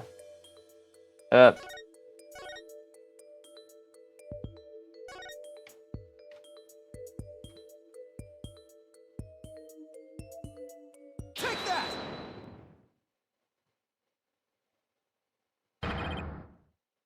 This is it right here. Take a good look at this scene and compare it to the video shot from before. Oh, the playing cards doesn't appear in the video shot from before. Or from the front. Sounds like a win-win to me. Or the 12-inch guy, if you're going for that route. Oh, fair enough. Sounds like a win to me. Yeah, to be honest, I don't even know how long 6 foot is. I'm 170, basically rounded. Because I've not really measured myself, but I have seen that I'm around the 170 marks. I would say like 169 or 171. Hey, you're right. What's going on here? Miss Wright, what can you tell us about these playing cards? Damn, probably just told them to take that butt. Now, technically playing cards, but yes, her butt was still in the picture. Oh, those! They're the cards I throw when I do the sword switching trick. What? Mr. Justice, does this mean... Yes, it means that the sword switching trick was cut from the TV show footage. So, the footage was edited. Why do you look so fucking calm about that? I'm just over 6 foot. I'm 180... Or 183. Damn. You're much taller than I am. At least 10 or 11 centimeters. At the same time, I'm pretty certain my cousin is around that length as well. So the footage was edited. Why do you look so fucking calm? You're the one that basically went, oh, this is just a waste of time. Yes, with malicious intent. That is absurd. What is absurd with this? Do you want me to shove this straight in your face or something? Well, we must get to the bottom of this right away. My lift and TV station might still have the unedited footage. Go see what you can find out. Yes, Your Honor. Oh, don't do a hold it. Don't tell me it's gonna be the prosecution. No, it's gonna be the Rajam... fucking... Ugh. Also, why is he saying... Also, speaking of, he's just a visitor. He has nothing to do with this case. Does he actually have the right to do hold it? It's you, huh? Now hold up, Your Honor. This is all just a big misunderstanding. You believe you me. What the fuck does believe you mean? I think Gani means with him and you, because as I said, I am basically 170. I'm 11 centimeters shorter than you are. What's absurd is that Monk has enough brain cells to be able to breathe, yeah. Like, good lord.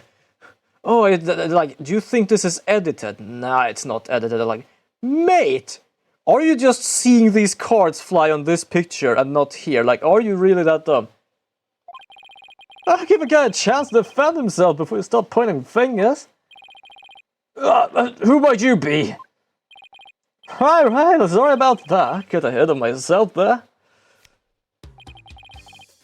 Here's my business card. Charmed to make your acquaintance, Your Honor. Oh, well, how very polite of you.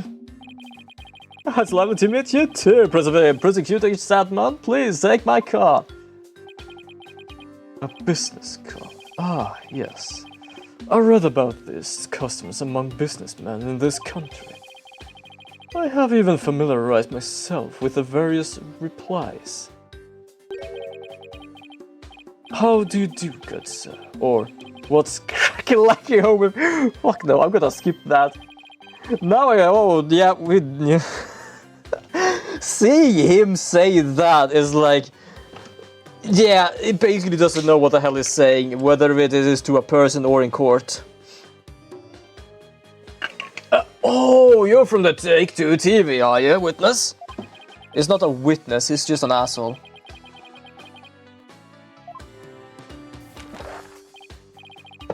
Yes, Roger Rettens, otherwise known as the Rating Raja.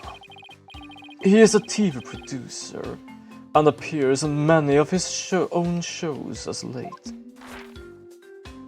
If I get too desperate, I can always just pretend to be a fan. Fair enough. He is best known for his catchphrase, hang loose, baby. Of course you're the one to actually say stuff like that. Oh my, so you're the Rating Raja!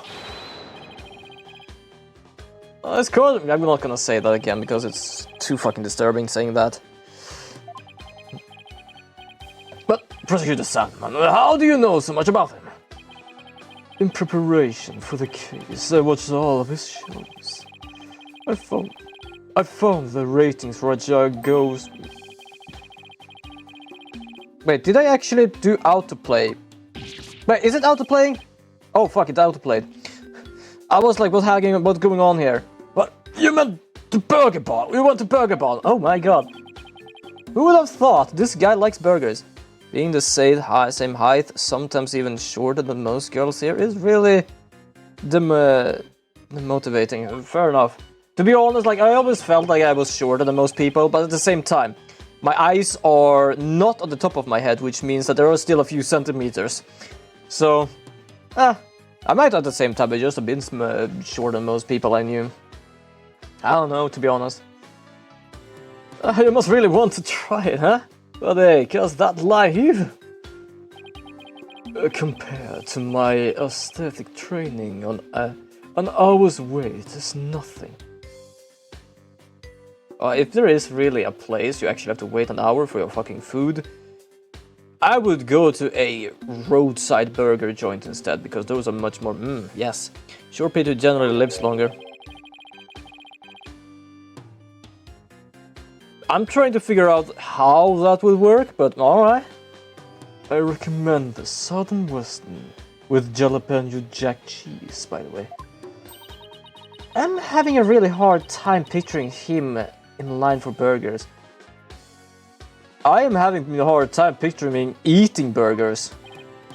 Standing in line is no problem with thought of him not even having, not much to think about. Mostly it's just him being there. Prosecutor Sandman, unexpectedly enthusiasm for food a sign. Mr. Rettens, what is this misunderstanding you mentioned? Well, for starters, it's true that the footage was edited. You get your hands on this anyway, so I might as well show you the unedited footage.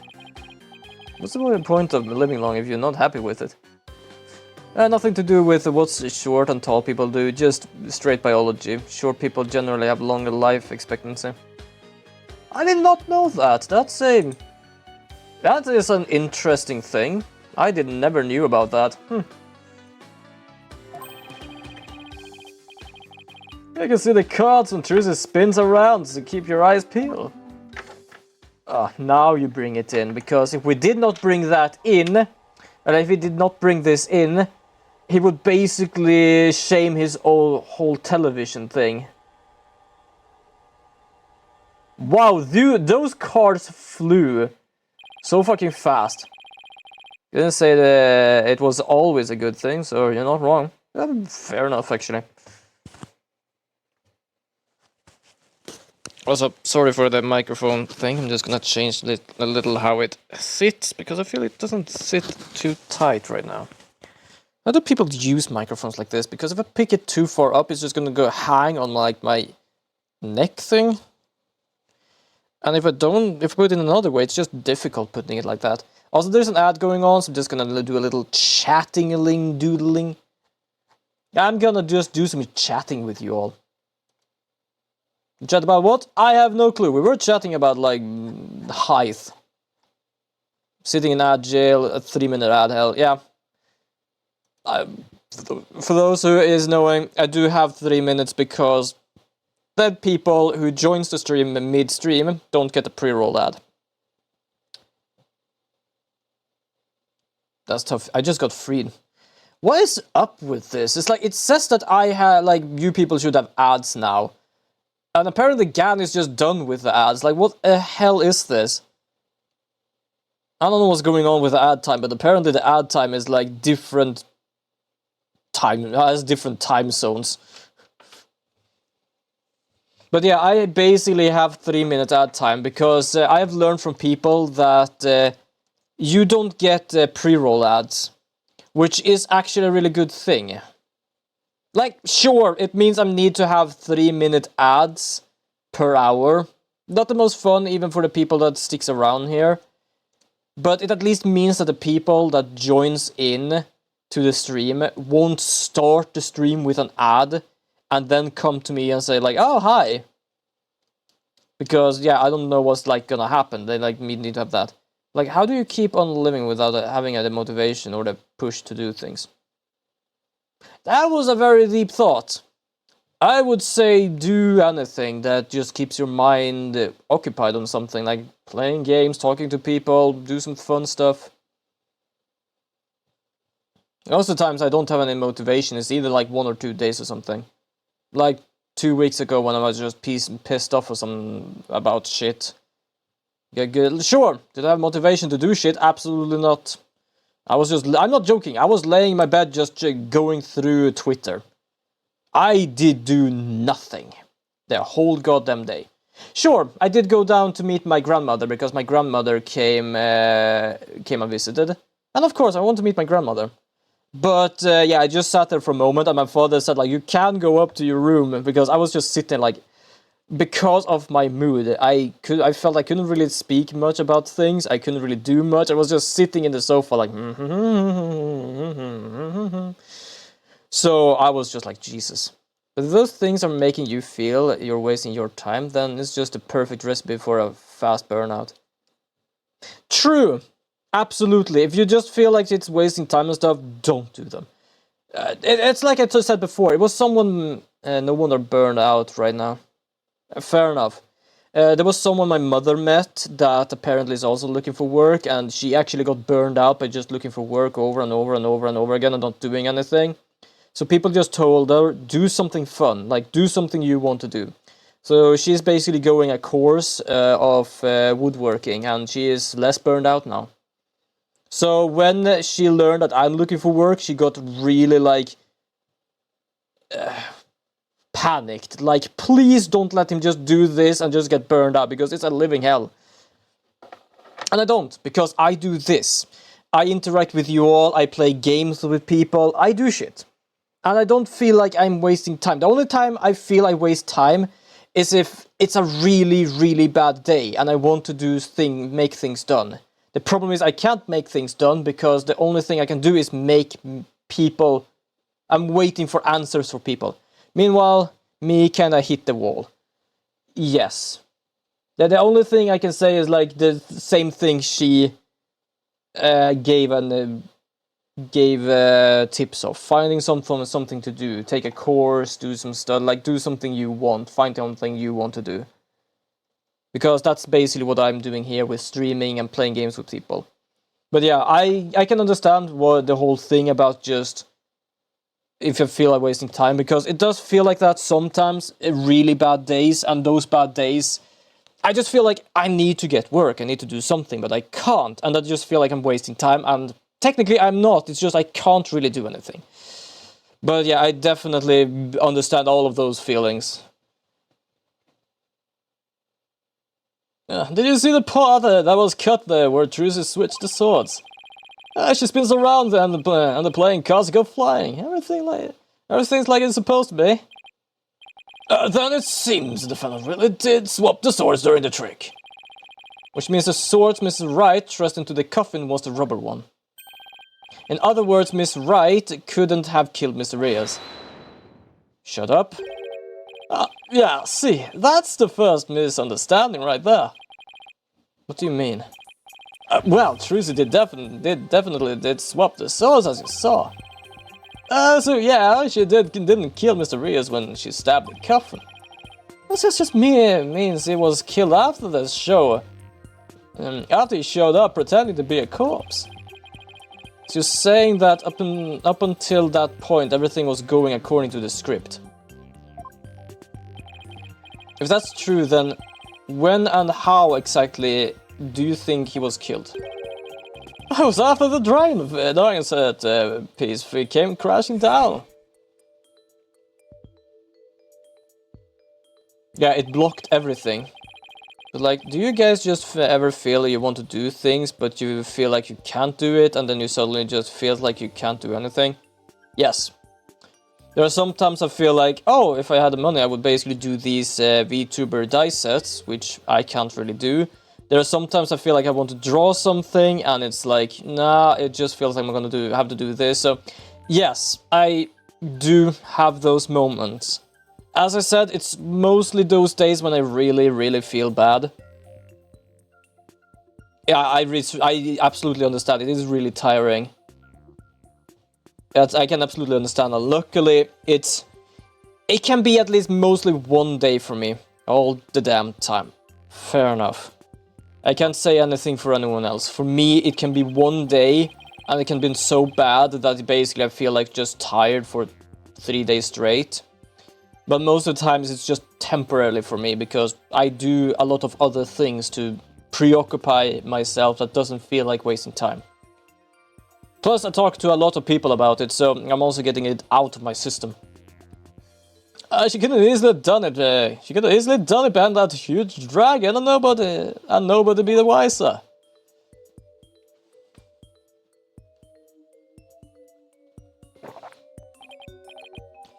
I see. Indeed, there is a ring of truth to your assertion. You believe everything that is against her is the truth. You bet. Plus, there's a suspicious-looking shadow in the footage too. It's towards the end of the footage. It's just before the dragon hits the stage. It might be easy to just see it for yourself. How does one have a constant motivation to keep on? Well, that's dark. Living, I am just gonna say it's always worth it. Doesn't matter how bad stuff can be.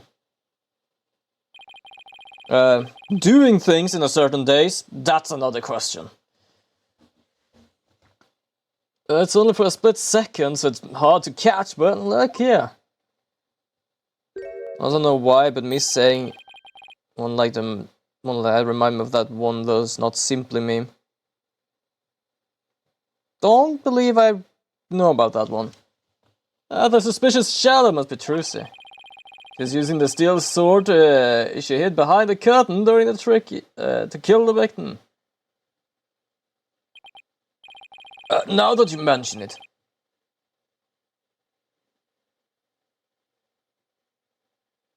I still don't think I've seen that one. Either I have seen that one, but I can't get it on the top of my head. This witness is just trying to ram his theory down our throats, Your Honor. And then us all, aren't we forgetting that the witness willfully edited the sword switch out of the footage?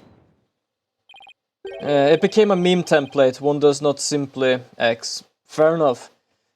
I don't think though I have not seen many of them. Well, I might have, but it's not really. I don't fully remember. One does not simply get the meme. Yep, I am that person at least. So there is your second misunderstanding right there. Your Honor, would you mind if I testify about it? I've seen people testify on TV, and I always wanted to give it a shot. That would be fine with me, Prosecutor Sadman. This is quite unexpected. It seems it threatens to disturb the karmic course of this case. Hey, lighten up, pretty boy. You're gonna like what I got to say, promise. Very well. However, if you do anything to impede the last rites of the victim, I will have you removed. And we're gonna go make a midnight omelette. Yes! Enjoy your omelette. Absolutely, enjoy your omelette fully. You deserve that omelette. Alright, with Prosecutor Sadman's permission, please give us your testimony, Mr. Rattens. I don't care what you says there. I'm taking over the floor, so listen up, loyal viewers.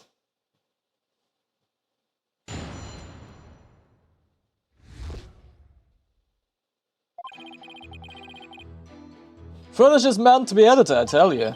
Scenes are spliced together and long or boring scenes are cut out. All the stations edit footage this way. It wasn't like it was done maliciously or something. It's just a coincidence a particular scene was cut. This wasn't intentional. Says you, who basically is like, oh, I'm just gonna sit up here with the real footage until someone realizes, oh shit. Alright, I'm gonna let your stream play in the background. I'm gonna let your stream... Oh, I'm gonna let your stream play in the background. What? It took me such a while for my brain to actually change that to a word. That was a brilliant pun, though. But yeah, basically... yeah, my brain was loading there like omelette, omelette, omelette. Like, why is it omelette? Like, oh, I'm on omelette. Yes. But also this guy. Oh, it wasn't maliciously. Alright, so you mean that you would have told us if we didn't know about the edited footage? No, of course not. Well, like, why would I? Okay. Oh, what? You got some proof that I had an ulterior motive for editing that footage. Oh, I am... Okay, anyone in the court here, can you lend me your boots? I'm gonna see how many fits up his arse. We're gonna do a research here, but instead of raccoons, we're gonna do boots. That's right, glad you get the picture.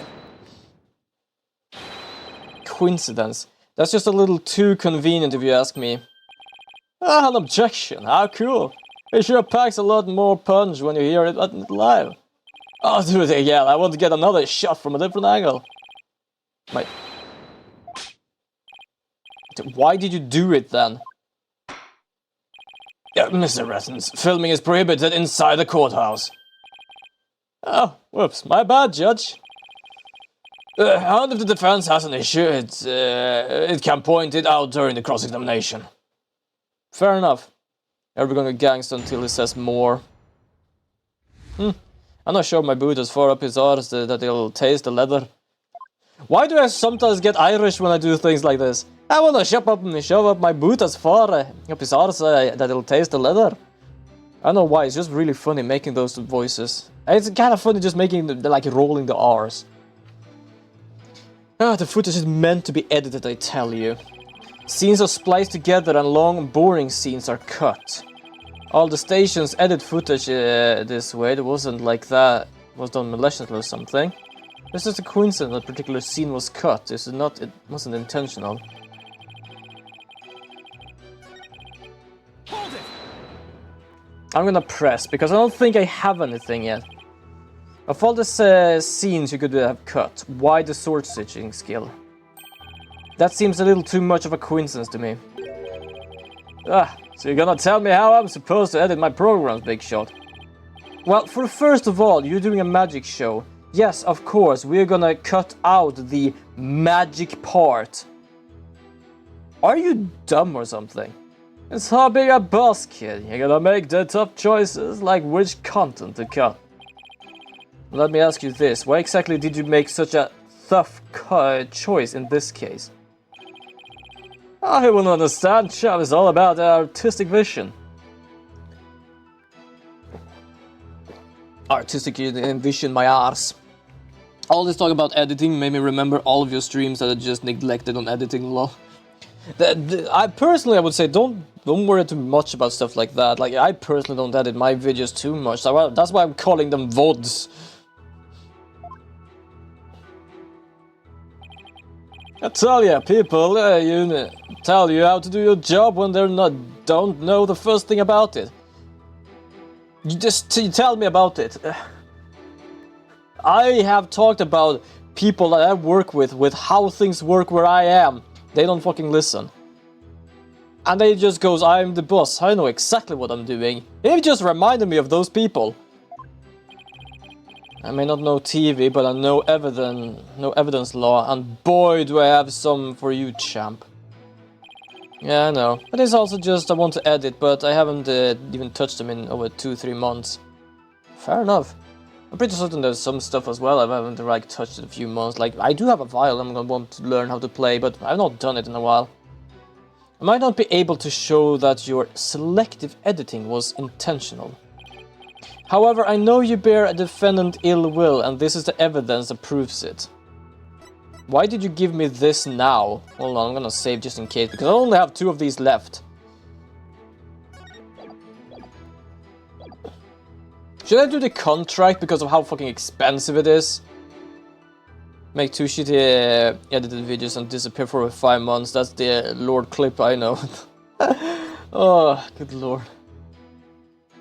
Tracy moved the stage lift to cover Bonnie's mistake. She told no one about this. We've already done that. Oh, wait, this plan. Take that! Fuck, that was not it. No. That was not it, that was not it. That was not it. I was wrong. I was wrong! No! Okay, I'm gonna try the...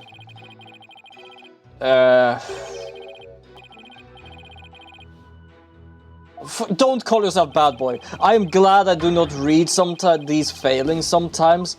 I am not gonna do that in his voice. Hell nah.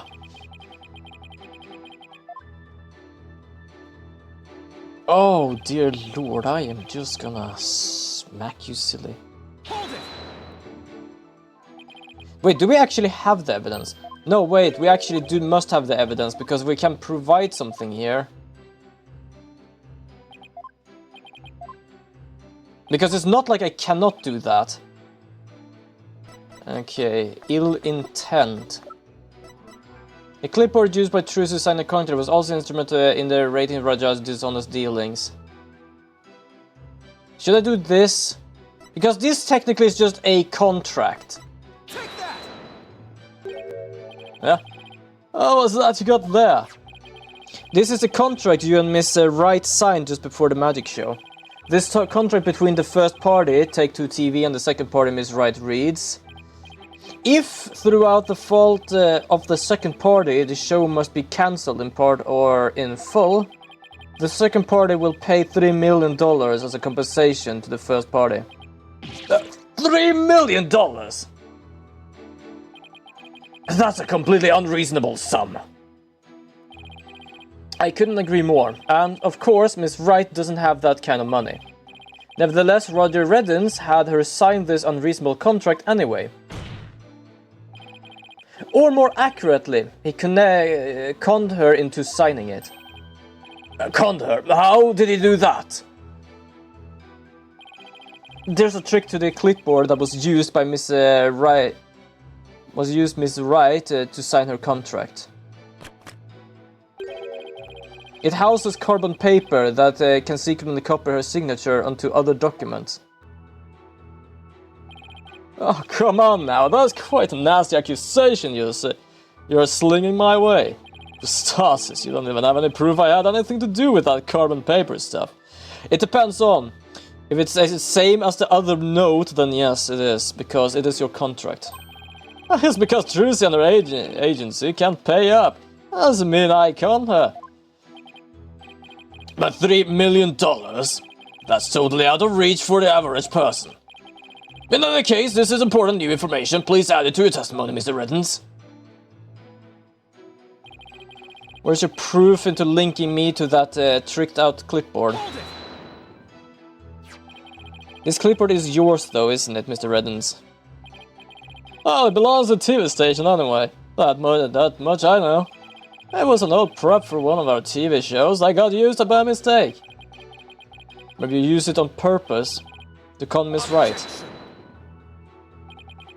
Mr. Rettens has already stated that he did not. Mr. Justice, please do not use this trial to get out of paying your agency's debt.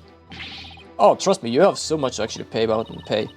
Also, I just remember my laptop has been running like shit lately, so I'm not even sure I can handle anything right now. Fair enough as well, I know that feeling. If Trucy's signature was copied onto the fake contract, then there must be an original contract that Trucy actually did sign. True, but I did bet Rettins is too savvy to leave something like that behind as evidence. But obviously her signature was copied onto more than just the fake contract. Yeah, I know, like a third document, yeah. Oh, suddenly you believe that Sleazebag is saying. Come on, I wanna go to... Yeah, go to sleep then. I completely missed that, just go to sleep. Oh, hey, what are you guys whispering about? Let me continue my testimony. Fuck no, we're not gonna let you continue that. We're gonna bring you something, because we do have proof that it was copied. Objection! And we basically noticed this ourselves for like an hour or two ago. Bro, nah, I still need to make that poster. Fair enough. It must be quite a con man if you can fool a magician with a simple trick. But if you can con a lawyer, you're very much mistaken. Hey, kill! When they kill you to in front of the camera. You know, like a newscaster. I'd like you to take a look at Miss Wright's signature here on the note. Now let's compare that signature to the one here on this contract. Yeah, they are matching. And they're like 4 of my own homework. 4! I don't think I've ever had 4 at the same time. 2, 3, probably. Holy shit. So instead of doing all that, I'm gonna eat. To be fair, eating might actually turn on your brain a bit, and then you're good to go. So I'm not gonna complain about saying going to eat instead. Well, would you look at that? They're exactly the same. That's right, Your Honor. Not just similar, but exactly the same. I don't know how eating is gonna turn me on, but... Well, not you, but your brain. I'm pretty certain it has something to do, like if you eat, you actually get like more energy or something. Then you should eat sugar, because sugar kicks the brain into overdrive. Sugar, yeah. I think I read somewhere what is it? You either don't get a sugar kick, but you get a sugar crash, or you don't get a sugar kick. No, or you do get a sugar kick, but don't get a sugar crash. I don't remember which one, but I do remember one is true and one is false. Nobody can sign their name in exactly the same way twice, unless it's a copy. Yes, keep going. Mate, you do understand that I am gonna send you to hell, and this guy that is an idiot is gonna help me. When I eat sugar, I just end up keeping eating sugar, and then I stop when I crash. Fair enough. I stop eating sugar, or any sort of candy or anything, if it gets too sweet or too spicy. Not in the sense of too spicy as in, oh, it's spicy, I need water or something like. I mean, like, if I've eaten something enough to, it's like the taste is just been too much the same. These signatures are proof positive that you can't miss right. And they definitely prove your malicious intent. Say that Balor guy! No, you had it in you. This is really getting interesting now. I get great ratings for sure. I hope you actually are filming, because you're gonna film your own defeat. Don't try to dodge the issue, Mr. Rettens. The fact is that you bear ill will against my client. So the show footage was definitely edited with malicious intentions, isn't that right? What a forced argument to defend her. All you have proven is that it's not his ill will towards Miss Wright, but his pecuniary greed. You sure? You sure about that? Because you basically had evidence about she knew about this trick.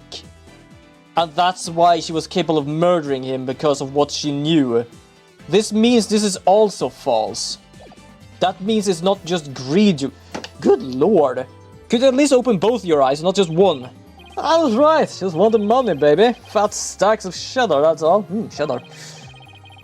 After all, I never even been crossed path with Trucy before this magic show. You have, because people age. I thought it was just stupid, but he is downright moronic, absolutely mentally declined. Yes, I feel the same way, because I can agree. This guy, if he wins, would get money, or at least any sort of value from her. But you forget one thing. You also have the evidence of murder that has the same signature. That just doesn't mean he is greedy. That means there is something connected to the whole murder plot with this, not just a contract. So, that's absolutely no reason to bear any ill will, right? He didn't bear any ill will, huh? Fat chance. This guy definitely has some major hate for Trucy. I only just want to stamp hard R on his forehead. Yeah, absolutely. We'll see, I'll dig up the dirt and expose the dark heart behind that sweet smile. I prove that those grammar magicians are all a bunch of lowlifes. No ill will, huh? I can't prove it with anything, but the things he said all point up to that fact. There must be something between the two of them that gave birth to this grudge. Some sort of connection that's not even Trucy is aware of. Your Honor, I'd like to argue that Roger Regins and Trucy Wright must have had crossed paths before. There must be some hidden connection between them. A hidden connection? What is it now?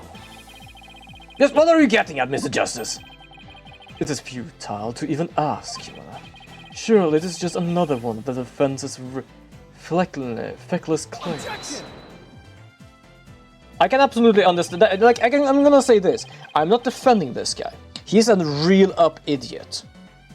But there is one thing that also brought this idiocracy to light. And that is that he lived in a country with no defense. Because the defenses had been disappearing for 20 years. And I'm pretty certain this guy is not around, like... Hold on. No, he's 25. Okay, it was about 5 years then. So he knew about something bad that happened and apparently decided to be like every other person.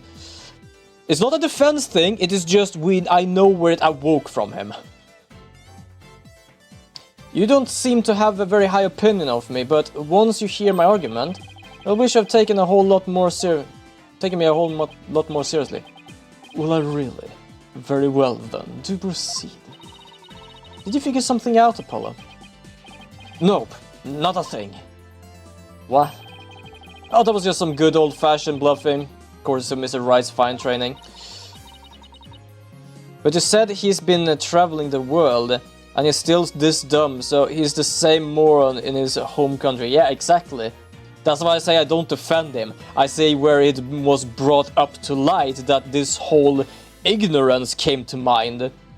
But the whole thing later is just himself. But yes, he has been traveling the world, so yes, he is still really dumb. He hasn't learned shit.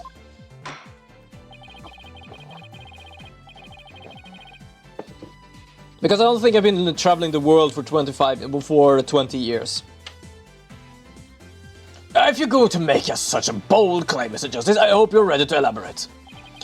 What is this hidden connection between the defendant and Roger Regins? They're dating. Regins is a magician too. That sleight of hand trick Mr. Regins did during the recess earlier. Filming is prohibited inside the courthouse. Do you want me to get the bailiff? Huh? Filming? What are you talking about? I don't even have a camera on me.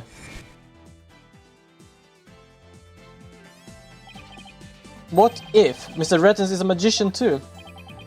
What if? I believe it is up to the defense to fill in the blanks, not me. Well, if he is, he may have had some contact with Miss Wright somewhere along the way. What do you object with? You don't even know anything about this. Your argument is hardly worth responding to. But by all means, please do continue. As a passage in the sacred scriptures of Quranism states, he who gives a sermon to a monkey is himself a monkey. But you... Bro, you wanna know what I hate right now? I have no idea. Also, you talk about sermons. You have had sermons so many times. You're the one. Video assignments. Oh, you mean filming yourself? This stupid monkey. Yeah, fair enough. Yeah, it doesn't matter what you say to a dimwit. It's still gonna... It isn't gonna get it anyway. Wait, hold on. You're talking... Are you talking about this guy's the monkey and I'm the monkey's monkey? Because that just means he just called himself monkey. But we saw Mr. Rettins perform a magic trick. He made his video camera disappear in the blink of an eye. Oh, well, I think it would be pretty funny if I were a magician. You must have seen things. Want me to introduce you to a good eye doctor?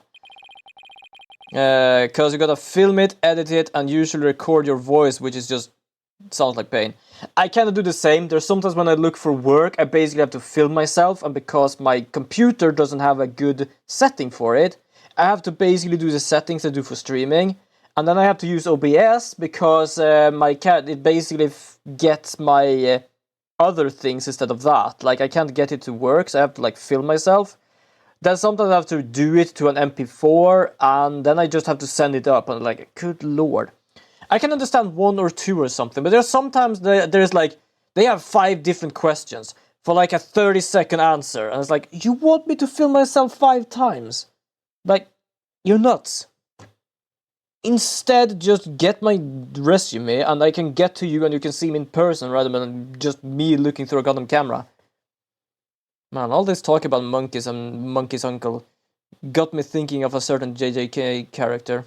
Also, yeah, I know it says monks. I just said Monkey's uncle for fun. Filthy monkey who can't even use jujitsu. Ah, monk. Yeah. Apparently. I don't know.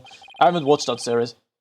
Then every magician in the country would potentially bear ill will towards the accused. I guess you're right. You're not a sharpest knife in the drawer, are you, short stuff? You would do well to cleanse that putrid mind of yours in the holy waters of Mount Punipuni. Punipuni! 3 days under a frigid waterfall, and even you should rise to the level of a monkey. Oh, now I understand where his brain cell is. They got washed away. Now we know where they are. You probably should need to go up to that mountain yourself and find them.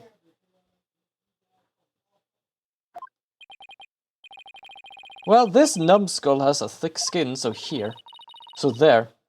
I think I get what they're driving at. Even if he is a magician, it's not exactly a reason to bear grudge against Trucy, is it? It is not. But it could easily connect her to a reason. Hold on, I can think of one person. One magician who has a reason to bear a grudge against Trucy. Gonna be funny when he is trapped and the monk is proven wrong. Yeah, definitely.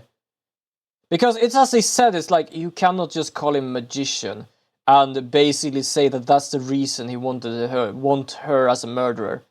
No. The only thing I'm stating is the reason they have a connection is probably because he is a magician. Now we just need to find where they actually connect. Not that because he's a magician, he wants her gone. Like Jesus. Or rather one magician who has a reason to bear grudge against Troop Grammary. Oh.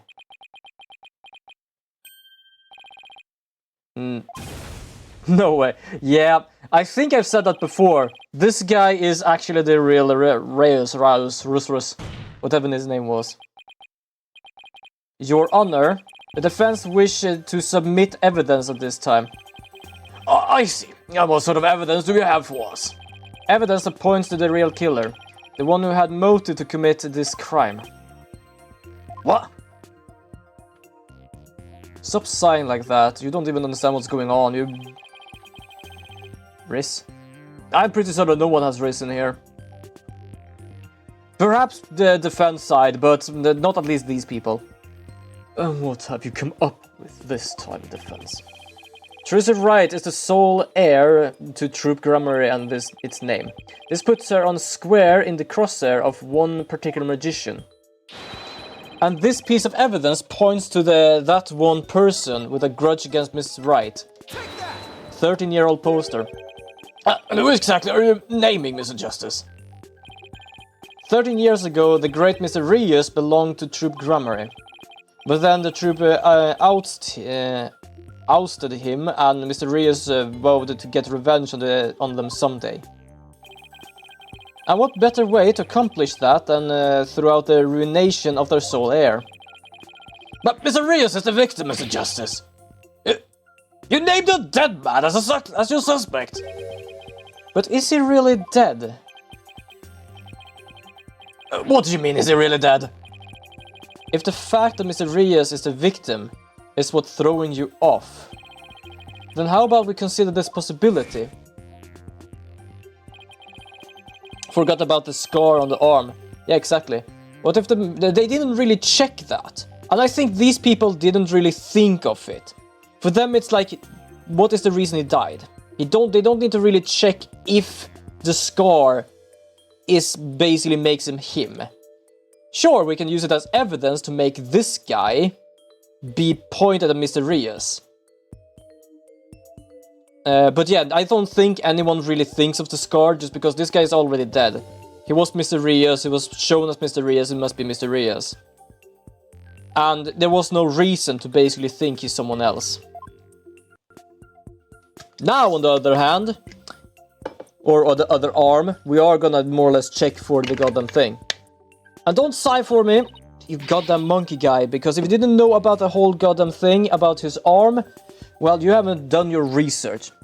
You got a good spice tolerant? Sort of. It depends on how much, how often, or what it is.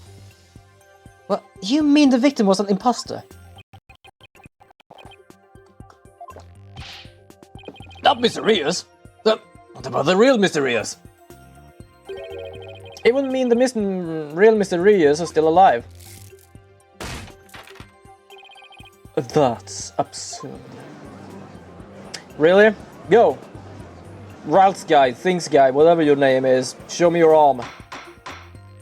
Imposter, yes, exactly, imposter. Yes, but it's oil-based But if it's oil-based, it wrecked my stomach. Fair enough. Mr. Justice, who is the real Mr. Rios, if not the victim in this case? Well, we needed to point at someone of getting ill intent. We finally see the gimmick, the trick to this entire case. This should explain everything, Your Honor.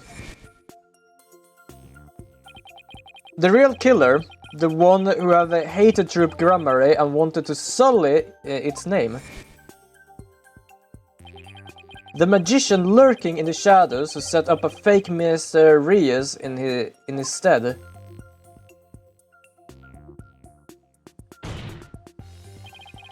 The real Mr. Rios is this guy. But that's... Yes. Yes, it is. Roger Rittens. It's the real Mr. Rios. What?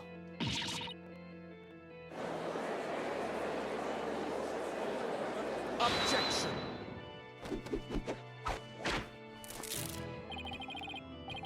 Oh, holy red pepper, you impotent seeds brought north with meaningless, empty words. You can't possibly have proof to such an outlandish theory. Scar? Well, that's not a bad idea for a soap opera. I'm not even a die-hard fans of the genre. I would stick around past the plot. You want proof? Well, I got your proof. I can prove it by... proving that Mr. Rios in...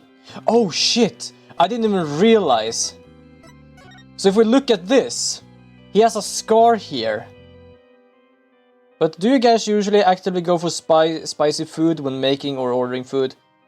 I would say mid-spice. I wouldn't say like spicy, but I would say like So it has some sort of taste, if we say so. It gives some extra taste to it.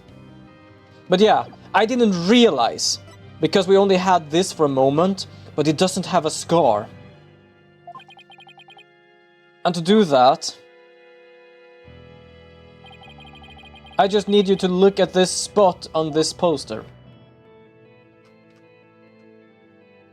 Take that! This is the injury Mr. Rio sustained while practicing a magic trick 13 years ago.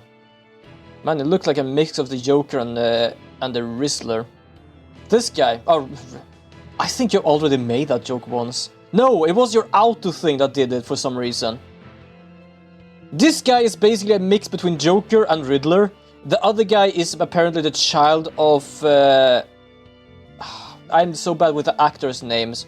But basically Iron Man and... fucking Pirates of the Caribbean guy. Like, my brain is just numb on the names right now. However... RGJ and Johnny Depp, thank you. Robert something Jr. That was it was. And Johnny Depp, thank you. Okay, Jesus. The video, the victim, Robert Downey Jr. There we go. Yes. The video, the victim shot of himself show no trace of that injury. Oh my, you're absolutely right! He really fucked himself over here with that thing.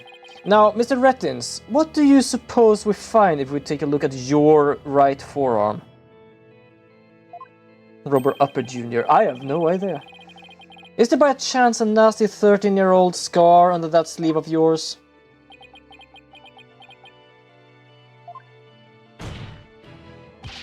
Well, Mr. Rettins, why don't you roll up your sleeve and let the court have a look? Or are you hiding something else up there?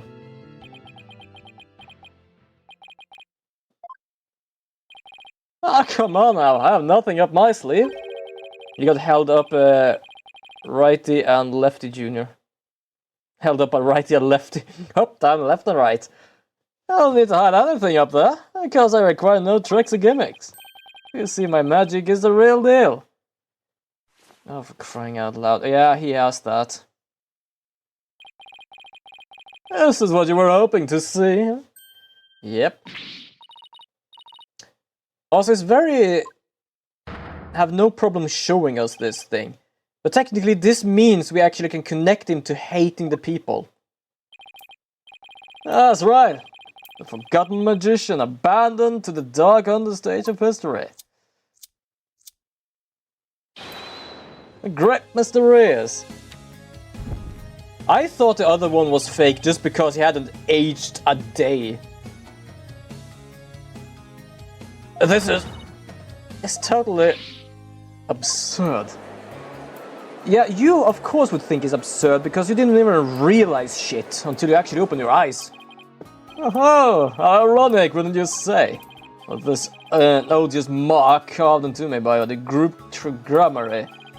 Bring me back into the limelight once more. Strange are the karmic threads before me. If the witness is the real Mr. Reyes, then who is the victim who perished in the magic show? Ah, he was but a fan. I met him on one of my programs several years ago. He said he had become a magician out of admiration for the great Mr. Reyes. In confidence, I told him my true identity and I let him take on my mantle. And then, when did this man take over for you? About 2 years ago. I thought of my tricks. I even acted as his producer.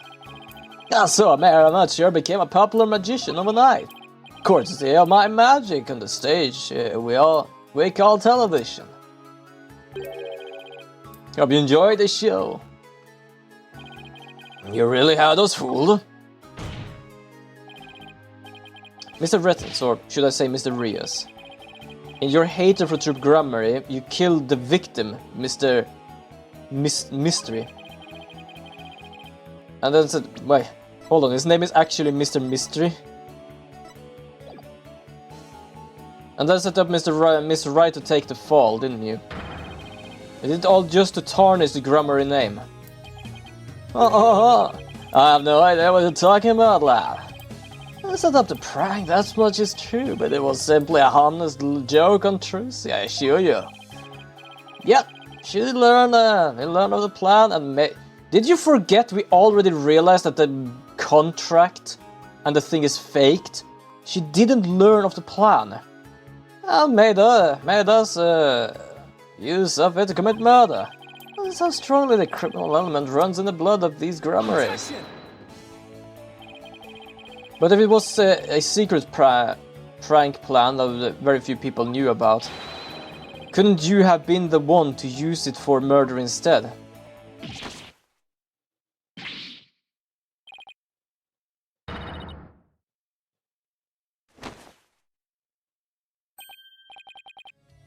Just kidding. What the heck was that? I hid my words, lad. If I fear your grasp on reality is slipping. I do believe I told you that my magic is real. And employees neither tricks nor gimmick. Enough with ambiguity. Jesus. Why don't you make your point already? Alibi is as pristine as ever. Would you agree, Prosecutor Zadman? Yes, I suppose that is correct. The witness does have a solid alibi. What?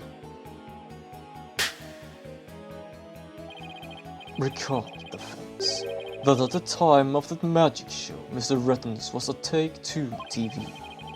A fact that many people can easily attend to. Yeah, but he also said he left.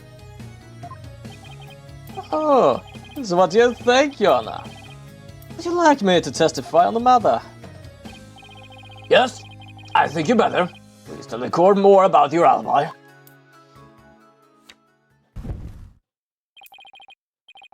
Yeah, very well then. How was the show? Are you watching Magnific Grammar? The time has finally come for my magic to snuff out your precious prodigy. The Grammar line will be no more.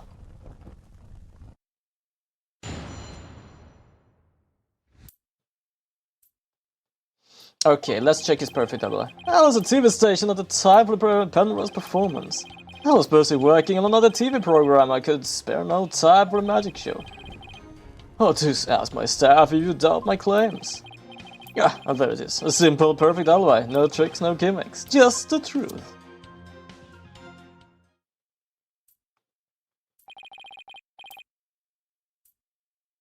You understand now, perhaps?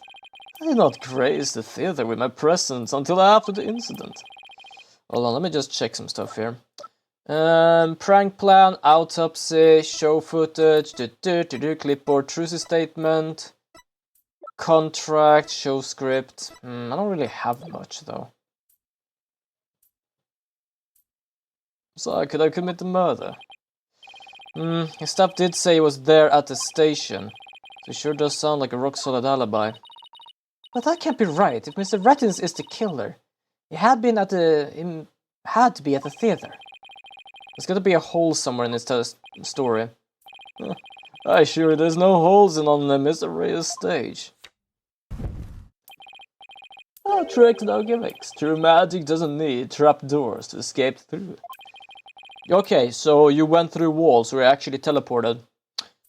He basically gave himself, took away his alibi. He could basically just teleport. He has magic. Case done.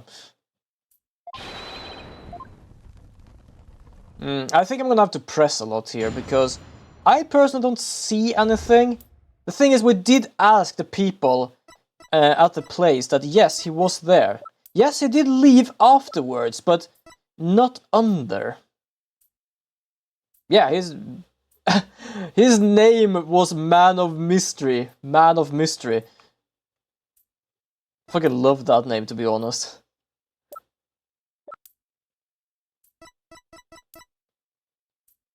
The clipboard used by Trucy's statement. Yeah, I don't really have much here. Let's just go through here with the press. Hold it. But you did come to the theater eventually, isn't that right? Ah, indeed. I chose to see how the show was progressing. I made my way to the theater. Let's see. My journey took about 10 minutes by car. Had he actually been there at the theater during those 10 minutes, killing the victim? Allow me to stab at reading your mind. Could I have been there at the theater during those 10 minutes, killing the victim? But no. I took the taxi, the driver can attest to that. Oh, for free could call a taxi company if your word doesn't satisfy you. He gave the driver his card. That was very clever of him. Well, it's almost 1 AM right now, and I'm just cooking the meanest omelette. Wonderful. Sounds good. I might as well give up, lad. Questioning the real magic is a fool errand. Besides, you know very well that I was doing at the time of the incident. I was busy working on another program. I couldn't spare no time to a magic show. What was this other TV show you were working on? Oh, my own special project, you see. One moment, perhaps this is more appropriate. I call it desperation regeneration. What does that even mean? I thought you'd already cooked the omelette. To be honest, it does take some time now and then to make cooking an omelette. What's the show about? Washed up has-been singers and comedians get together and play musical chairs. Kinda reminds me of a show we have here in Sweden. Like, not the whole washed up or has-been singer and comedians, and not the musical chairs, but we have a show called So Much Better, where some singers visit one of the singers' place and just having a fun time or something. And then they basically sing their songs, but in their own way. So they take the singer's song that they're visiting and sing it in their own way, if we say so. If you all understand what I'm trying to say, because I don't know if I'm understanding myself. It takes longer cutting the vegetable than it does cooking it. It depends on. Sometimes I'll have like low heat to make sure it actually does become right. The winner of the game is given a second chance at their career. Priceless pride for a chump who wasn't washed up too early in life. Sounds great, right? Might I suggest you appear on that show, Mr. Justice? I could say the same thing to you, because I'm pretty certain you're already washed up and you didn't even realize that. You're still like washed up on the shore with your head in the sand.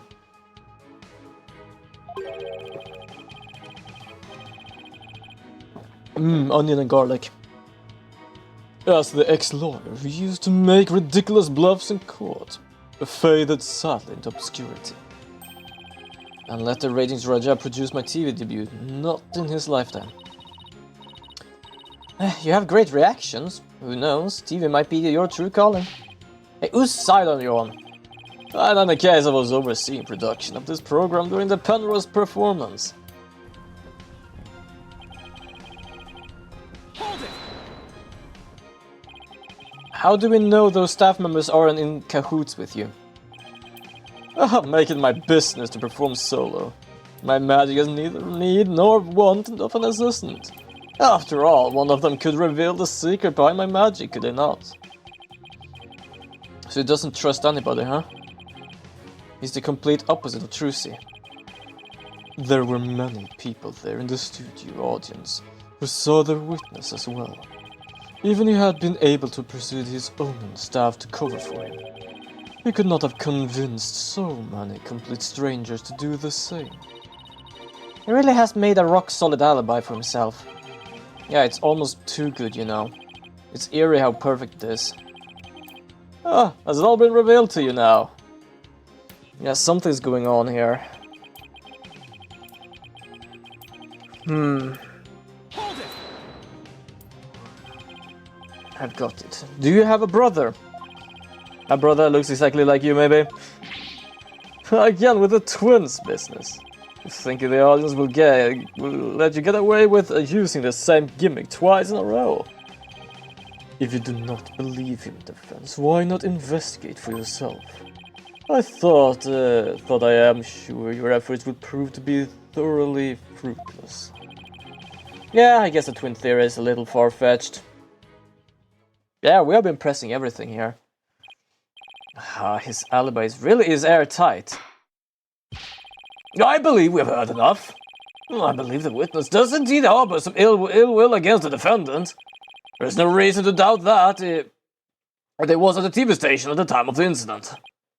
Yes, the fact proves it was impossible for the witness to have been involved with this crime. These last rites for the victims are dragged on long enough. The soul of the victim himself is so bored that it is resting on top of your honor's head. It is. I love it's actually looking like, huh? The time has come. Let us punish the sinner and guide the victim's soul to the Twilight Realm. Apollo, Trucy will be thrown into prison and will be out of a job. But if you can catch tasty fishes, will you sell me some at a good price? Do you guys cook onions and garlic before putting it in the eggs? Not really. They're buying everything quite easily, considering it was just shown that the victim looked exactly like he did at that age. Yeah, exactly. I don't actually. I don't cook things before I put them in. I just put in the onions and garlic raw. I told you, I have absolutely zero intentions of going off on a tuna boat. Think, Justice, you must have figured this out. It's no use. Can't find a single flaw. So what now? Man, your English blood is showing. Wait, is that an English thing? I'm so used to like eating carrots and other things like just raw because I don't actually like them cooked, that I just eat them raw. Not like just raw on raw. I basically like cut them down, put them with the egg batter and just like whip it up. I usually cut them up and put them in the egg and then like whisk it. Yeah, that's what I do. I basically cut them and yeah. So I cook them, but it's not like I basically cook them before I put them in. I basically do it in the batter. So they're getting kinda cooked, but not in the sense of actually cooking them beforehand, which some people do. Oh, behold my never-ending magic show. More flavor and texture if you cook it before adding the eggs. Did not know that, but for some reason I still have no problem with it how it is. Come for the awe-inspiring showmanship of the great Mr. Reyes. Stay for my grand illusion until the end of time.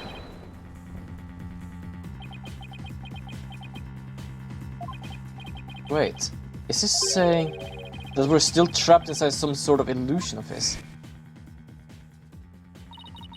That's what professional magicians do.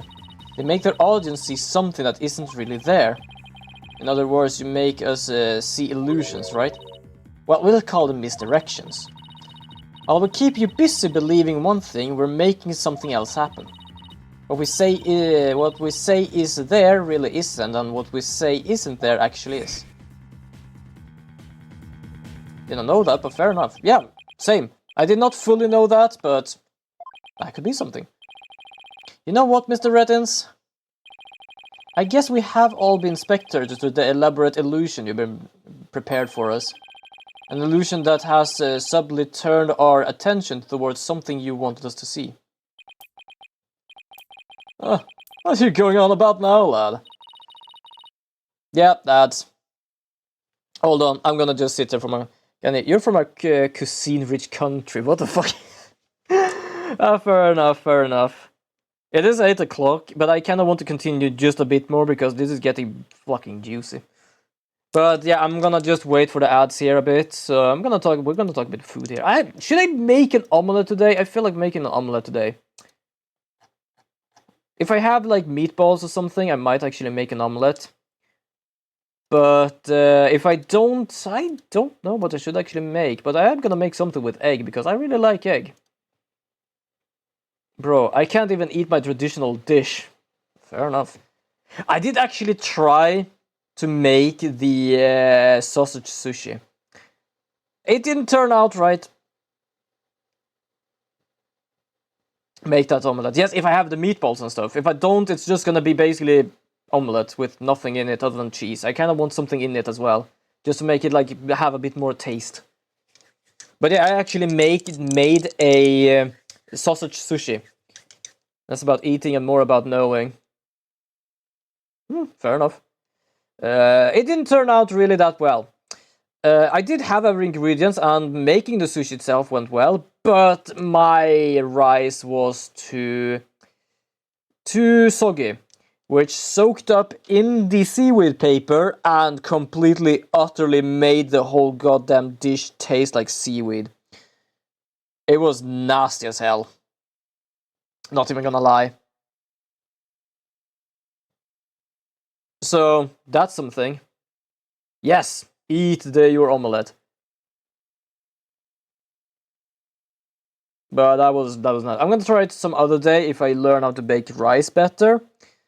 Because I didn't really do rice good, and yeah, make sure it's not soggy as hell. Because you're gonna eat boys. Yeah, apparently that's a comment. But yeah, other than that, like most of the things I've made people. You saying that, I fucking just cooked it and I didn't feel right. People say it's easy to cook rice. For some reason, I can't fucking cook rice. I can cook pasta. People are annoyed with how I cook pasta because I walk away and then it's done. Rice, that's another question. I can't actually cook rice. I tried it once now and it basically just started like fucking burn into the bottom of the pan. And yeah, the sushi became too soggy, so the sushi tasted like seaweed. Yeah, that was nasty. Like, I have tasted sushi before. Bit too sweet for me. Even if it was like fried chicken sushi, it was absolutely like the thought of it was absolutely wonderful. But the rice they used and stuff like that made things taste a bit too sweet. I couldn't taste the chicken. But they also had seaweed wrapped around that. And to be honest, I couldn't taste the seaweed. But that was because the seaweed was still basically dry. Yeah, my rice basically was made too soggy and basically drowned the seaweed, and it just smelled like seaweed and tasted like seaweed, nothing else. I love rice, but I'm cursed by it. I can only cook it with a rice cooker. Can make difficult food, but cooking the rice in a pot, nope, I don't know why. Same here. I think I might have had too much heat. Have you got something, Apollo? Well, to be honest, I can only make rice with a rice cooker. Everyone can make rice with a rice cooker. That is basically what they're for. I just remembered something Trucy said about misdirection. What the magician says isn't, is there really isn't. And what they say isn't there actually is. If we've been taken for a ride by Mr. Rettin's magic, then maybe he made us see something that isn't really there. It's time to rethink all my assumptions about this case. What have been made to believe was there when it actually wasn't? What have we taken to be absolute fact of this case? I don't know. I've tried everything for cooking in a pot. It failed 9 of the 10 times. Jesus, yeah, fair. I've not tried it too many times, but the same thing happened to me. You'll be surprised how many Indonesian I know who can't even make them with a rice cooker. Alright, fair enough. If I reevaluate the validity of all these things, then just maybe... Athena, there's something uncanny about this case. Okay, what is it? Rettin's alibi, it's too perfect. That is true, it's like impossible to break, no matter how hard we try. But maybe that's the trick. Maybe that's exactly what he wants us to think. I'm not following. We're not making any headway here because we've been so focused on breaking his alibi. Oh, I think I get it. You're saying he's using misdirection on us, right? It's definitely a possibility. Would the defense care to share this with everyone? What it's discussing over there? Your Honor, we believe that if we were to reconsider a certain assumption, we may finally arrive to the truth. In fact, I think we'll even finally see who hiding behind the curtain, so to speak. And what is this certain assumption you're thinking of? This one key assumption we've been taking for granted this whole time. I'm gonna say because I'm a bit uncertain. Wait, what? How? It's like failing to toast bread in a toaster. Personally, I've never tried doing that, but yeah. I know it's crazy, but it's just people who can't measure the water and the amount of rice they're cooking properly. That's some high-level stuff to not being able to do. I can measure things. Resurrection's guilt. This is the one. The culprit was on site. The crime scene.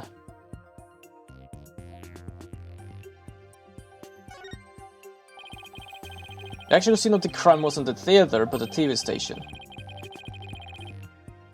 It means the residents brought the victim's body to the theater after. Yeah, I kind of thought it was foolish. I just try some stuff here because I don't really know fully which one it could be. They just said don't focus on him having an alibi. The rice cooker tells you how much water to use with how much rice you're gonna cook. That is true, it actually has a measure thing inside as well, like, oh, this much water, this much rice, there we go. I actually remember that a bit because I have been working at a sushi restaurant and I have seen the rice cookers.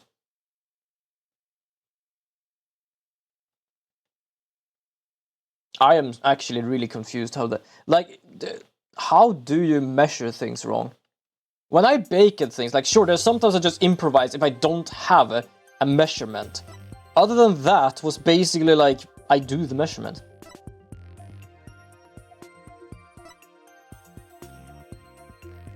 The culprit was on scene.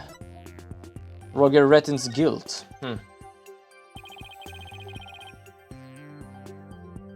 No. Wait. I feel like this is this feels like it's also misleading. Whoops. I just saved over the thing I was not supposed to save over. Hold on. I'm gonna have to fail here because I managed to fuck up this. I managed to save over the thing I was gonna do. But yeah. They was talking about him not being there or something. But on scene. Yeah. We're about to more like, it is like 10 minutes over, but I kind of want to continue because we're very close to the end here. I don't know if I'm gonna go to the end, but I will at least try to do stuff here because it is, this is like going very, yeah, from this scene, please. Ah! Flashbang. Good lord. Also, which scene is it we're talking about? Is it the whole thing here? I hope I can actually skip it a bit. Because we don't need to do everything here, then.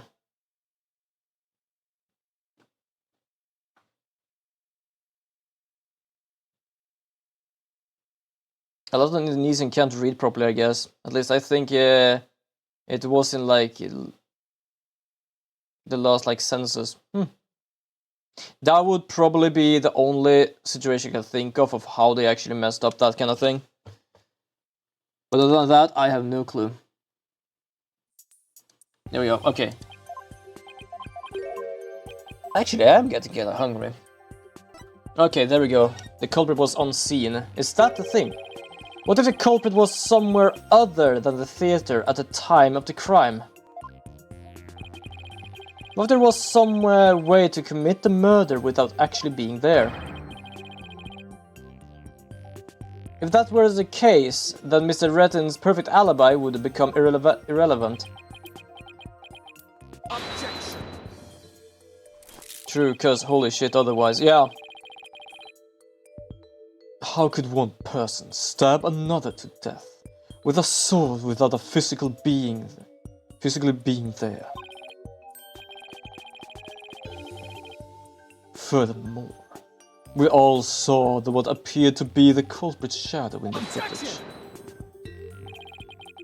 But couldn't we just easily assume that the shadow does not belong to the culprit? Well, if it's not the culprit, then whose was it? I'm not 100% sure yet, but I'm pretty sure I am on the right track. We all seen something that looks like this shadowy shape before, Your Honor, during the magic show itself. In that case, please point it out in the show footage for us. Yeah, I know exactly what they're talking about. It is when she pops up. So if we do this one, yeah.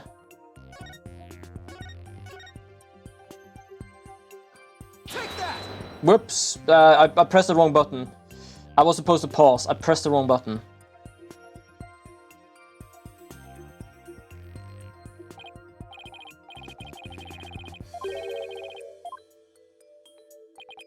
I know it is there because that's when they flip it up. I know, lol. Like all of our dish has rice in them. It's not. It's now and then we eat rice, but other than that, not really too much. Yeah, it's not my logic. It's my finger just pressed the wrong button. I don't need to take a better look. I know exactly where it is. I just have to be there. Okay, there we go. So rewind a few frames.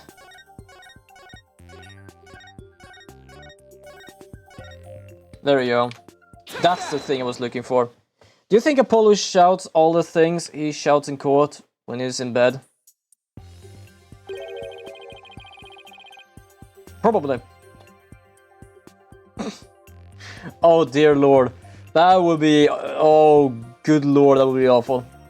Doesn't this shadow resemble the suspicious shadowy figure? Now that you mention it, it does, doesn't it? Miss Wright, could you identify this shadow for the court? Let's see. I believe that's Mr. Hat's shadow. It's from when he's being pulled up from the stage to the catwalk overhead by wire. Come for me, Apollo. Objections, Jesus. Then could this shadow that show here later in the footage be Mr. Hat too? No, that's not possible. After Mr. Hat was pulled up to the catwalk, he stayed up there. In other words, this second shadow is from some other figure being pulled up. Some other figure? I am afraid you'll need to be more specific about that, Mr. Justice. The chat is going wild. I just have to figure out from the clues I've had on hand.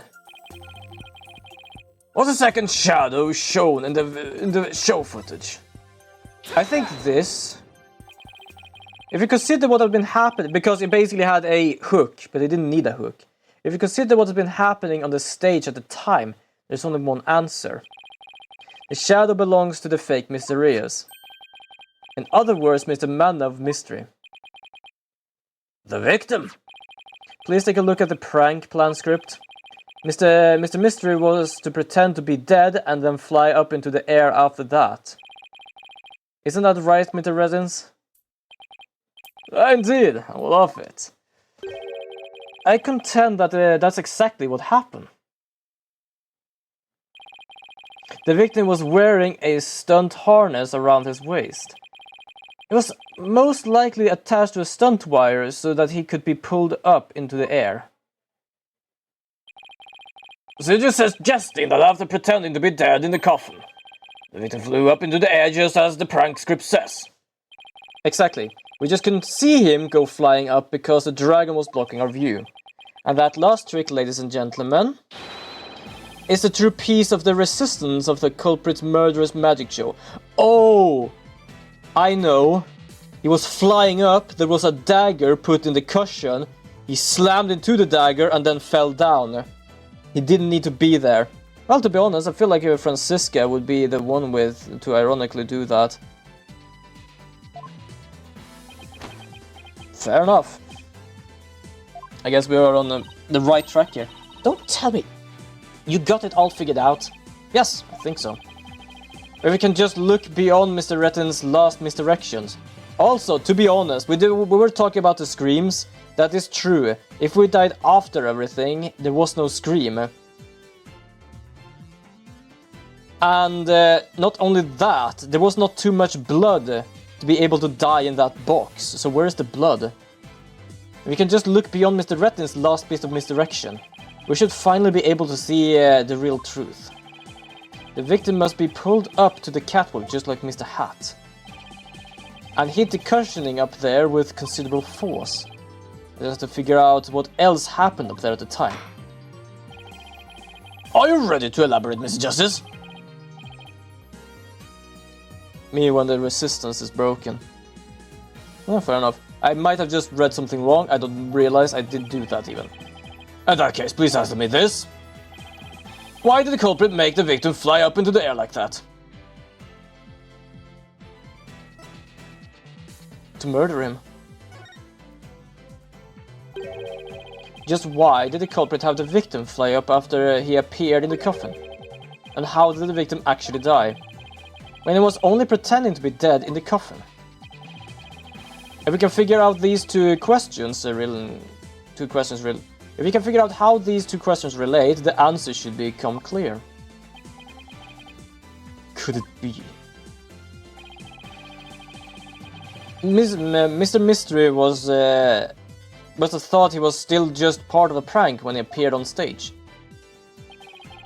He probably didn't suspect a thing as he was being pulled up into the air. After Miss Wright was called backstage and just as the set piece fell.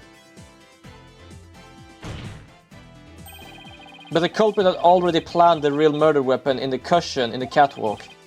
It was probably a knife or a blade of some sort. What? You mean...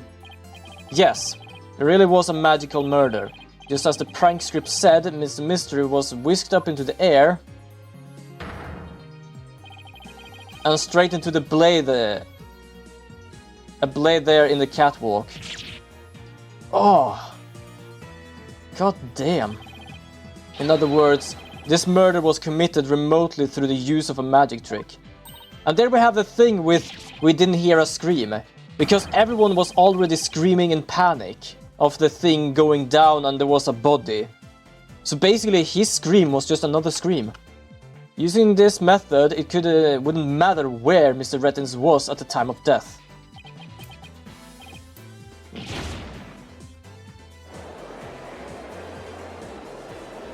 He looks ridiculous in the shorts while he does that. The only thing that you mostly got right was peace, but the pronouncing the. You made it into the resistance. Your English-fied resistance. Resistance. Oh, right, okay. Now I understand the point there.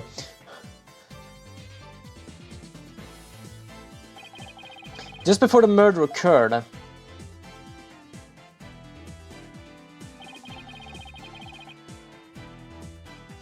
the dragon set piece was up in the catwalk. And Mr. Man of Mystery were connected to each other by wire at the time. By carrying out the prank plan, Betty made the dragon set fall at the same time. It didn't say anything that would be like that. More like a piece. Both of them really are. And into the blade in the cushion.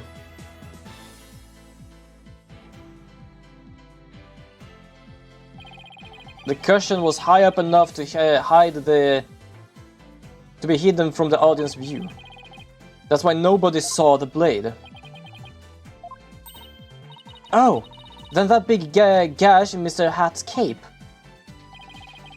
The blade must have been set up overhead sometimes before the magic show. Mr. Hat must have been slashed by it too when it was pulled up to the cushion.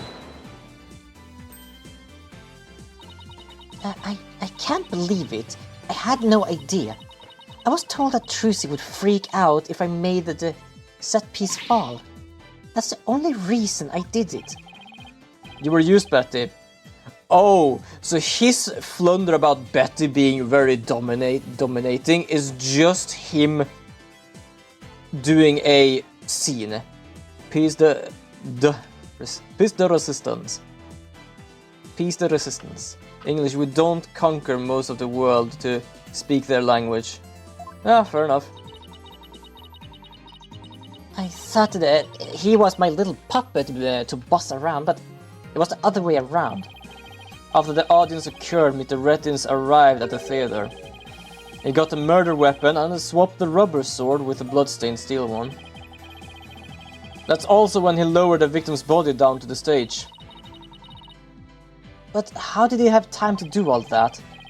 When the set piece fell, the audience was evacuated from the building.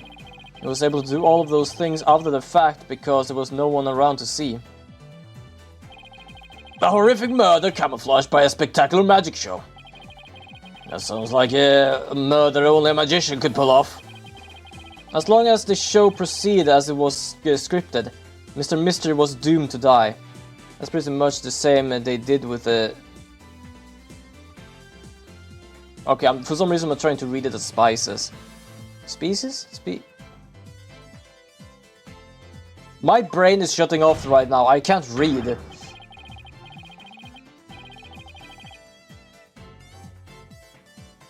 It is spices, thank you. Well, I don't know why I wanted to read as species as well, like my brain is...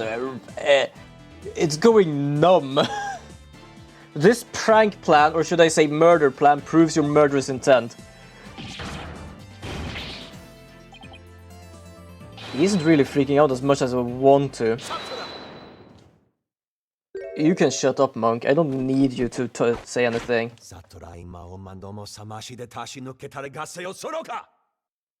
Species, spice. Oh, yeah. I felt it was like an extra IE something there, but for some reason my brain didn't want to read it. Enough. You dim-witted, ignorant, imbecilic, puted red pepper. Are you still gonna do this? No, it didn't become Japanese, it became Koreanese. Or more throughout, he became a character making an ultimate in a League game.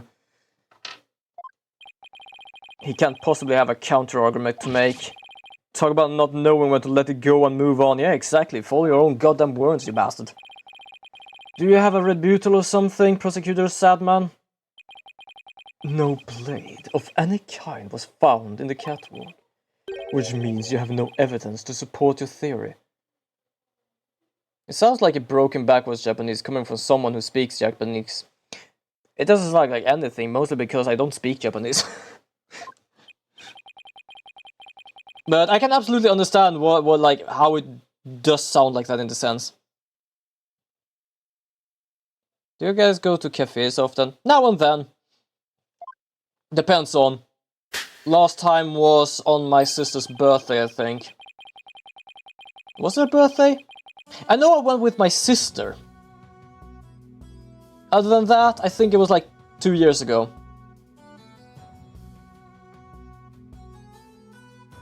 Which still leaves you with no way to prove your wildly fantastic remote murder theory.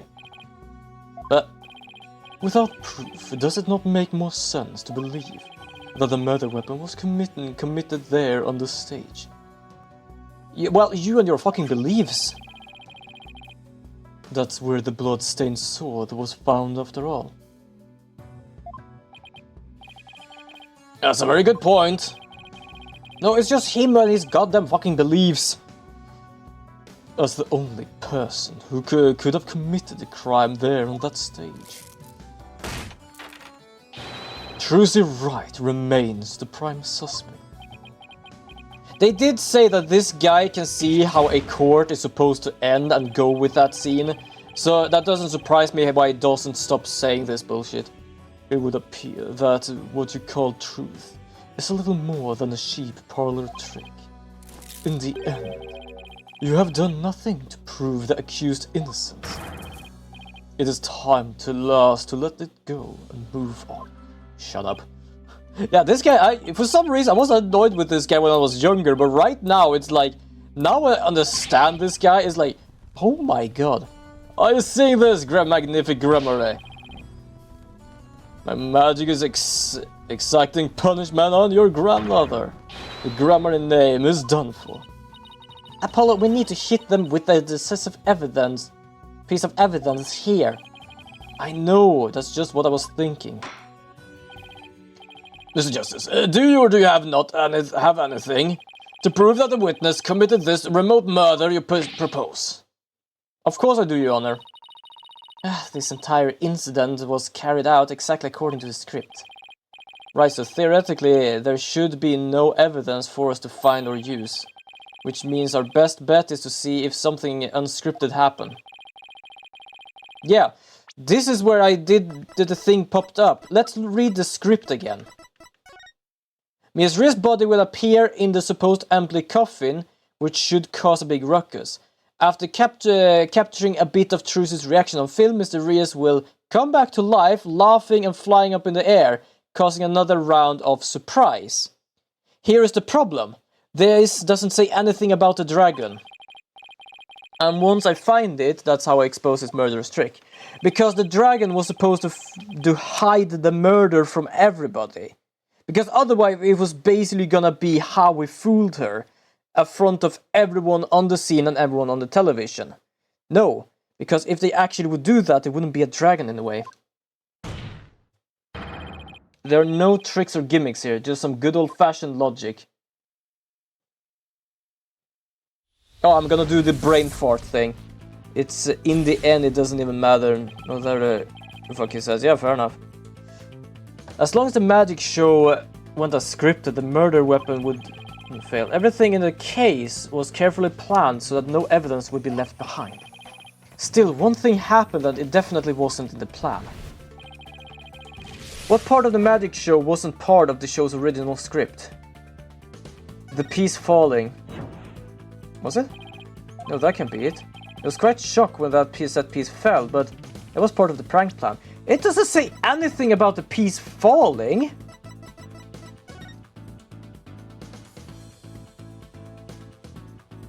Yeah, it doesn't say anything about the piece falling.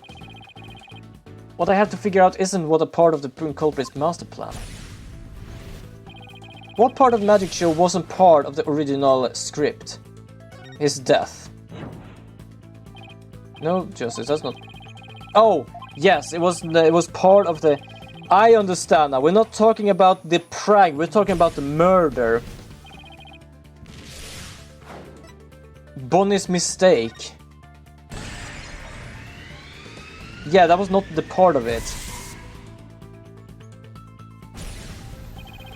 Bonnie made a mistake during Trucy's escape trick.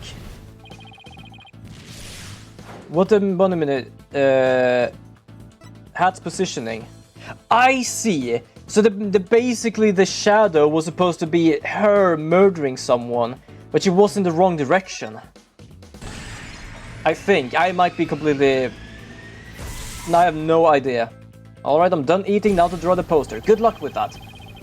Because Bonnie placed Mr. Hat on the right of the coffin instead of the left. Trucy had to reappear on the side of the coffin opposite to one of the show's script. But the script didn't know that when he first arrived at the theater. Which means it was bound to make a slip-up when he tampered with the crime scene. Which part of the culprit's cover-up attempt was affected by the new position?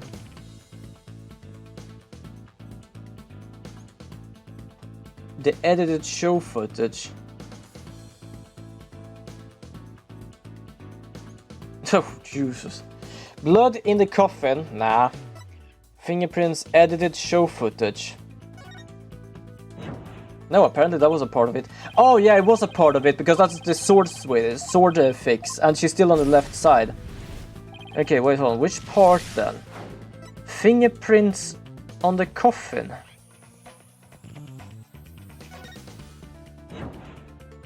Wait, blood in the coffin hole.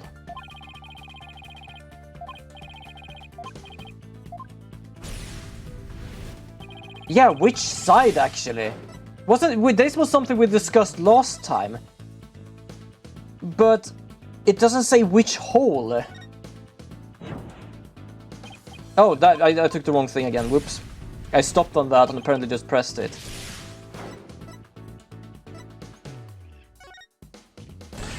This was something I thought of before.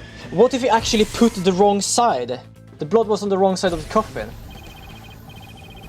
How do we know that? We don't see this.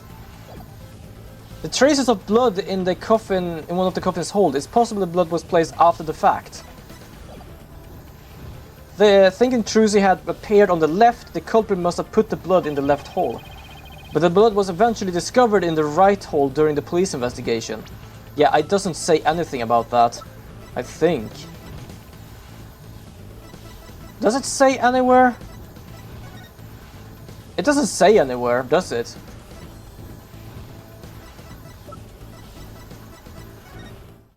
Whoops, I did that.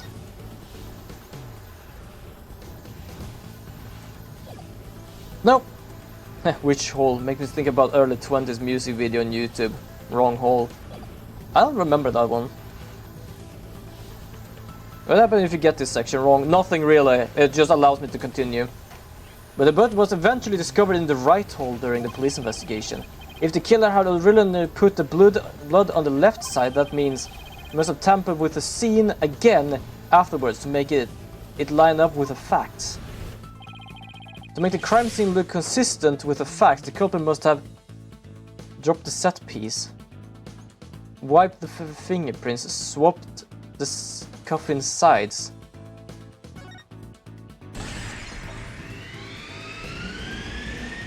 I pulled out, the condom was all...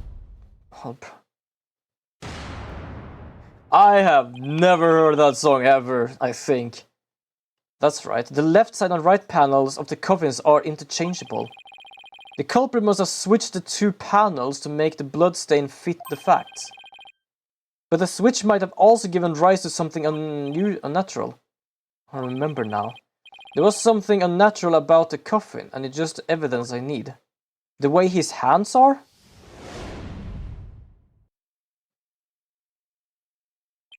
It's ironically a banger. That's a funny part. Many songs that is just either a joke or something is a bangers. I basically heard a song, and I don't remember the name of, where it's a guy quote unquote dating an elf. Oh, I don't remember the song, but it is such a good, like, just meme kind of song, but at the same time it actually sounds good as well. Sorry, Mr. Rettins, but I have some very conclusive proof of your guilt. Another bluff, is it? There's no way you have anything of the kind. My magic is real, not...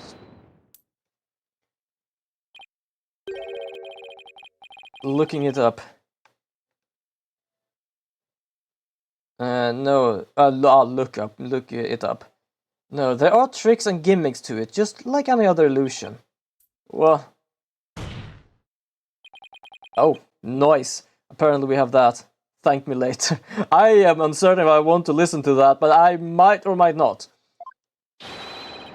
You switched the left and the right panels of the coffin, didn't you? And because you did, you left behind something very unnatural for us to find. This proved the Roddy Reddins tampered with the crime scene evidence. Okay, which fucking one? I'm actually kinda lost here. Not this. In addition to fingerprints of the victim Bonnie, Ben Friend's fingerprint was on top. Prints in the coffin lid, Bonnie the Frame. Prints on the inside panel, Mr. Reyes. Prints on the top panel, Betty the Fame. Trucy wore gloves during the shows, and then Mr. Reyes' palm prints were reversed. Oh, yes! Ah, yeah. I knew it. I guess I'm just gonna have to listen to that later. I completely forgot about that. For some reason I knew it was reversed, but for me my reversed was that he was having his front forwards. Yeah, but it's this. The fingerprint result. What about the fingerprints? It's unnatural.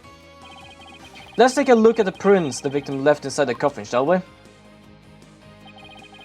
If the victim was facing forward in the coffin, his print should have looked like this.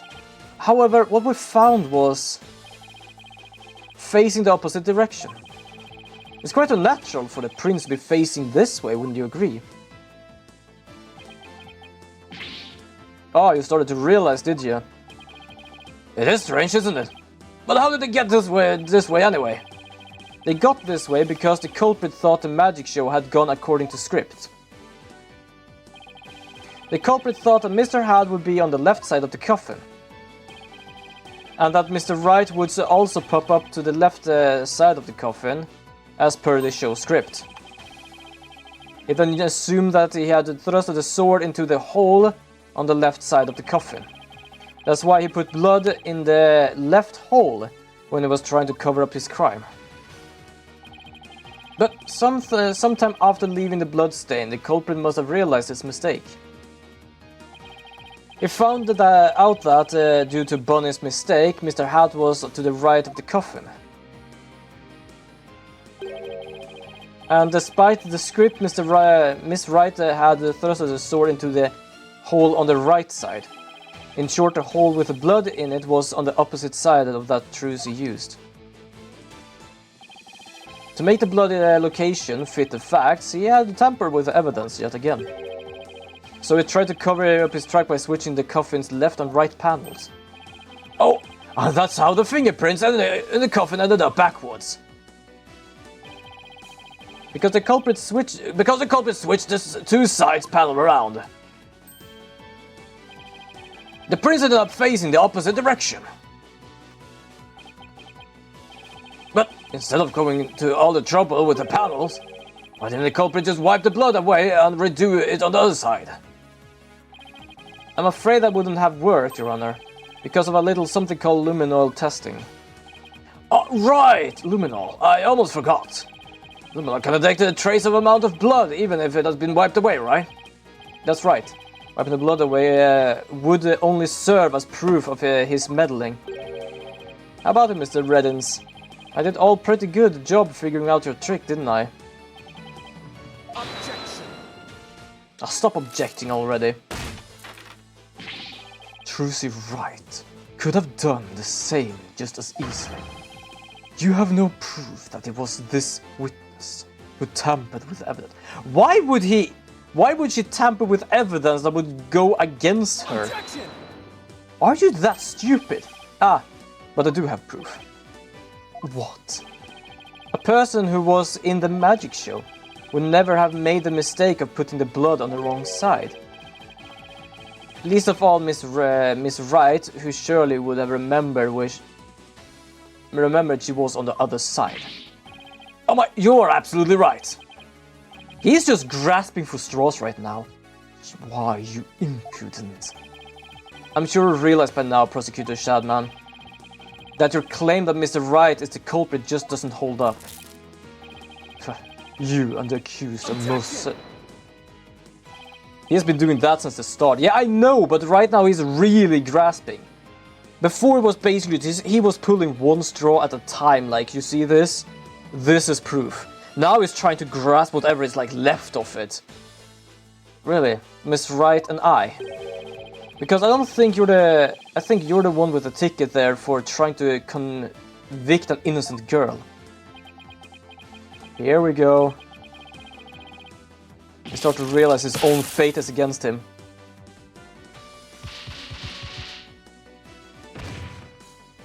Also, holy shit, they were flying. Prosecutor Sadman, oh, you're right. Because the only reason, in a sense, other than him being absolutely stupid, is his fate. If the mother has told him that she is the accused one, she must be. And that is why he can't accept that if he is wrong, that means he either is against the Holy Mother, or he was wrong about the Holy Mother thing, and he doesn't want to be that. As for the true culprit, he is someone who knew how the show was supposed to go, but didn't actually see it. And someone had already chance to tamper with the crime scene after the incident. And the only person who fits the bill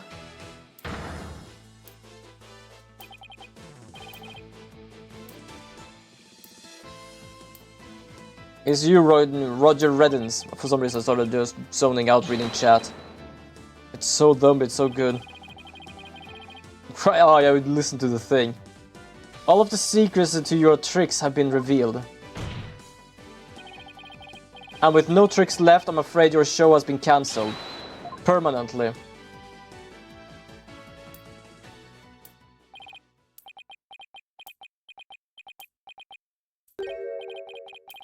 All of my secrets have been revealed, you say. I want you to freak out. Please freak out. Oh, don't make me laugh, boy. Mine is the true real art of magic. There are no secrets. Behold, ladies and gentlemen, the true power. He's gonna do something stupid.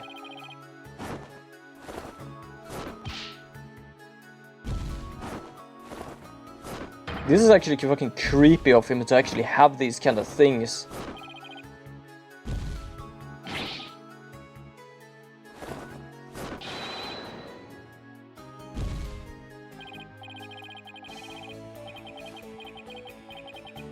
It's creepy and it really is like him for having the mask.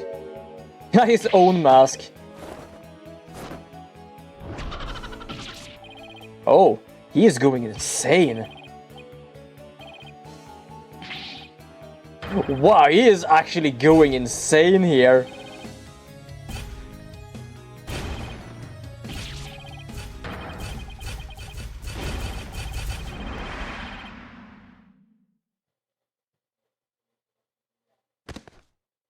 I don't know why, but the thing, like, for his own mask, like when people manage to make stupid things sound good and fun, yeah. Ah, definitely. Because those grammars, it's all because of them. Even now they wound me.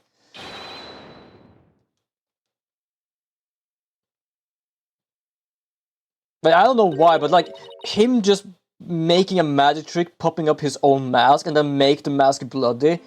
Like, I don't know why, but it feels like some sort of like horror game shit with like you trying to forget something and just keeps popping up. Does your hatred run that deep? Deep enough to kill an innocent man? You're damn right. You have no idea what humiliations I had to suffer. Your grandfather, Magnific Grammar, kicked me out after I got hurt practicing my magic. He said I was too unskilled, that I would mess up on stage. He threw me out of the troupe just because he was worried about his own reputation. It's like something can't control haunting me, and while it's like live in the courtroom. And while it's live in the courtroom, yeah, exactly. Since I was but a child, it was always my dream to become a great magician.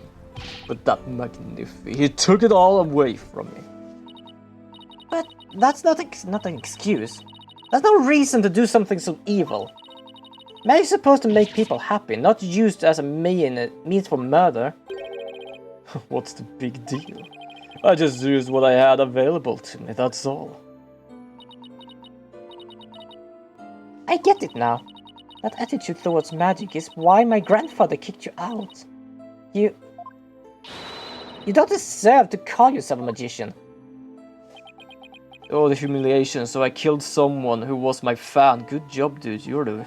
Yeah, I absolutely agree. Oh, that was a big idea, just kill the guy, exactly. Don't deserve. I don't know about that. After all, you were completely taken in by my magic, were you not? If not for that lawyer over there, you would have been on your way to prison as we speak. You're right, I didn't see through your tricks. You see, so in the end, Troop Grammar was defeated by the great Mr. Riz. Are you insane or something? I'm not fit to lecture me from high on high, truly right. You don't deserve to call yourself a magician, you naive greenhorn.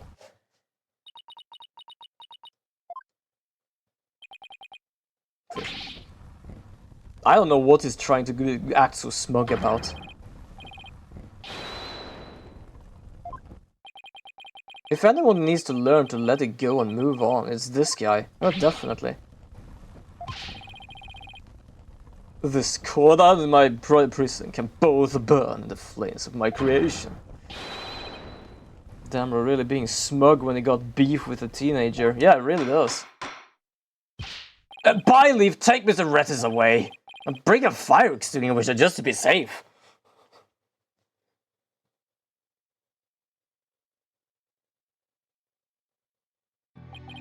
Yeah, it looks like we've reached the end. I feel though I've been watching a grand magic show. That, to be honest, it was. It was close, but just as we barely made it. But we just barely made it through somehow.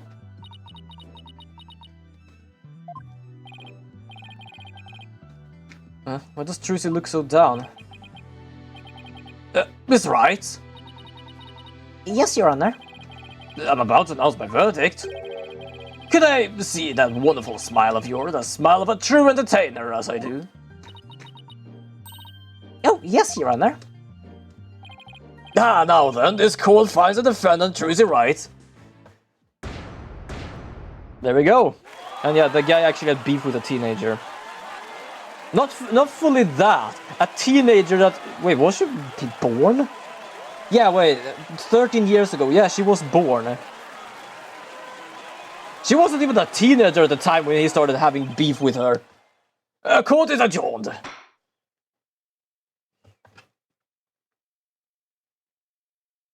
Yeah, but she was 3 or 4. Yeah, exactly. I just had to think, and like, no, she's not 13. She's more than that, so yeah, she's definitely like 3 or 4 or something. That was somewhat wholesome interaction between the judge and Trucy. It really was. It was basically in a sense of like, you do know your innocence, but just bring me the smile now, you're not gonna look sad. Oh, thank for everything, Polo. Oh, Trucy, grazie a Dio, Jesus. She has nothing to do with his beef apart from who her grandpa was. Yeah, exactly. Yep, it's all thanks to you two. Oh, but now that Mr. Rios is gone, I need to find someone to replace him. You're looking at me, aren't you? I don't like the way she's looking at me. Trucy, I'm so sorry about everything. Hey, what are you apologizing for? For the Retins used us, we're victims too. You even made me an accomplice in murder. Also, I realized something. She was accomplice for murder, but technically she didn't know about it. Is she still going to prison for that? Because what she did was a prank video. She didn't know about the weapon or anything. But Betty, we have to take some of the blame for this too, you know. Even if we didn't know he was planning to kill Mr. Mystery, we didn't cooperate with him. It's all my fault, isn't it? Neither one of you is to blame. Only one in the wrong is the person who used magic to commit murder, or the Reddins. I'm pretty certain he's gonna die when he comes out of prison from this girl. I think it would amount to community service. Man, the twins are really cute. I can actually agree there. Like, sure, I like Betty the least, but that's because of like her... Well, you can more or less see on screen what's going on.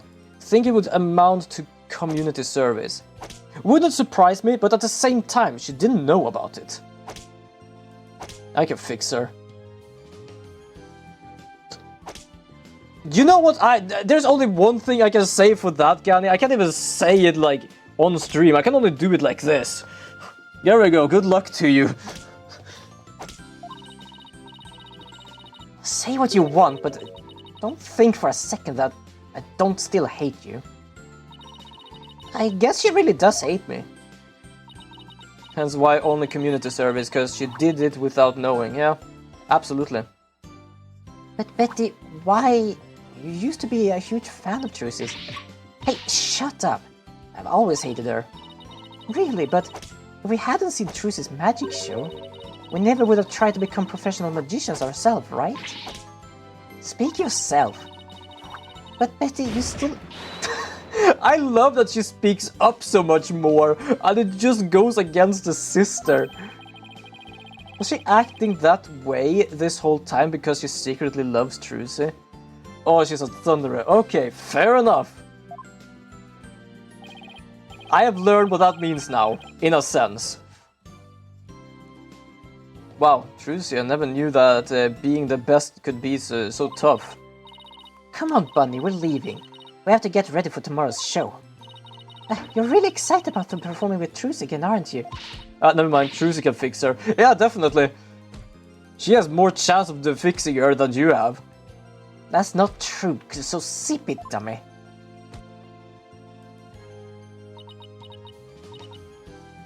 Polly, do you think I really am a naive greenhorn? Huh? No way, she's not. Am I gonna have to show some evidence because I don't know what to show her? After all, completely taken in by my magic, were you not? If not for that lawyer over there, you would have been on your way to prison as we speak. You're right, I didn't see through your tricks. You see, so in the end, Troop Grubberay was defeated by the great Mysterious. And we really had to say it like that. That was an open moment. I don't know how it came. Like, I just went with it. I probably didn't mean it in that sense, but it really just went with it. Oh, good lord. It just popped out. I couldn't really stop much of that. Tracy, don't tell me you talk about Rattan said to heart. It was more of the sense of who she is rather than the difference between you two, to be honest. That is at least how my brain went with it. I didn't see through his trick, and I let myself be taken in by his magic. I can't trust myself anymore. But he was right to call me a greenhorn. You shouldn't take stock in his words. He doesn't even know it, the first thing about you. Huh? You're a wonderful grammar magician. You should be proud of yourself. Thank you, Apollo. But what makes you say that? Uncertain. I'm gonna do this just in case, because I kinda want to try and be right about here.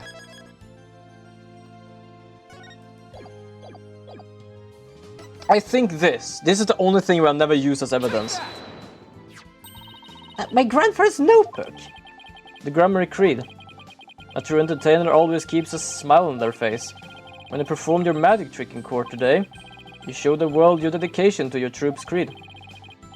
Even though all the jeering, you kept a smile on your face and won the crowd over. You're everything Magnific could have hoped for in an heir. You're a great magician, Trucy. A great magician? Me? You really are. That's why you don't have to worry about what Rattan said. Oh, Polly, thank you. Still, I couldn't have done it without you. I would have lost my nerve if I had been alone up there. But I was able to keep on smiling because of you. Me? I remember what you said to me in the detention center. After all, you're sure you swapped the swords, right? Yes, I remember doing it, and I just know it wasn't your fault, Trucy. But how can you say that? We don't have any proof it was me. I mean, I know you're a great lawyer, Polly, but I believe in you, Trucy. And I believe in your skills as a professional magician. So I'm going to prove your innocence, don't worry. You're going to be fine. Your words were what kept me going.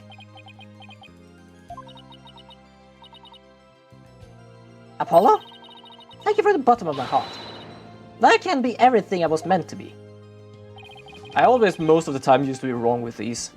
Trucy's real smile is the best. I was glad you could help make that happen. Emma? I'm really sorry, Trucy, for everything. But why? Well, I wasn't able to convince Prosecutor Sutman that what a good person you are. Trucy charming one of the twins. Apollo charming Trucy. Yeah, I probably, in a sense, also do remember, they are, in a sense, half-siblings. And I had to testify against you too.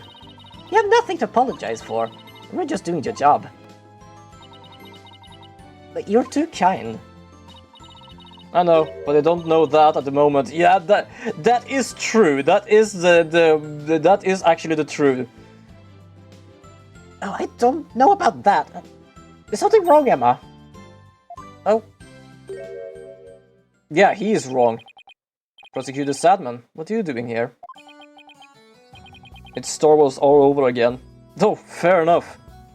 Detective Sky. Yes? Yeah, I didn't think about that either. I require your forensic expertise in order to close this case. Come, let us go. It's already closed, you goddamn monk shit. The trial is over, Mr. Justice. You and I are strangers once more, with no further need to interact. Strangers? Have you really forgotten all about me? What?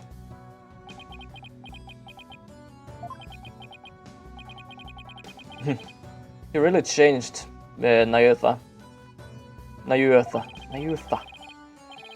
Telling me to let it go and stuff. What happened to you? Oh, lawyer of impure soul. I have nothing to say to the likes of you. Are you serious, Nyutha? Now, if you excuse me.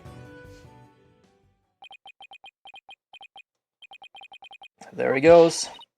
What was that all about, Apollo? How do you know Prosecutor Sadman? Let's just say we're old acquaintances. Acquaintances? Seemed like something more than that. Did you used to date? Yeah, well... You like to talk about your past, don't you, do you? Because you always change the subject. I guess I'll have to talk about it someday, but for now... Come on, let's forget about the past and celebrate Truce's future. Also, the ad is about to start again. Holy shit, we've been doing this for an extra hour. And now it seems like Nyutha has charmed Apollo. Sure, if you say so. I just don't know how extra it goes on. Put on the speaker, Apollo. What's up, Mr. Wright? Apollo, how's Truce? What happened at the trial? Did you get a not guilty verdict? Mr. Wright, slow down. Everything is fine. Hi, Daddy. I'm okay now. She was found not guilty in a very dramatic turnabout. Plus, we saved the office. It was a great victory for Apollo. Phew, that was a load off my mind. I can't thank you enough, Apollo. Now I know I can trust you to hold down the fort anytime. Me, really? Yeah, you. You're a real fully-fledged lawyer now in my eyes. Oh, sorry, there we go. A fully-fledged lawyer.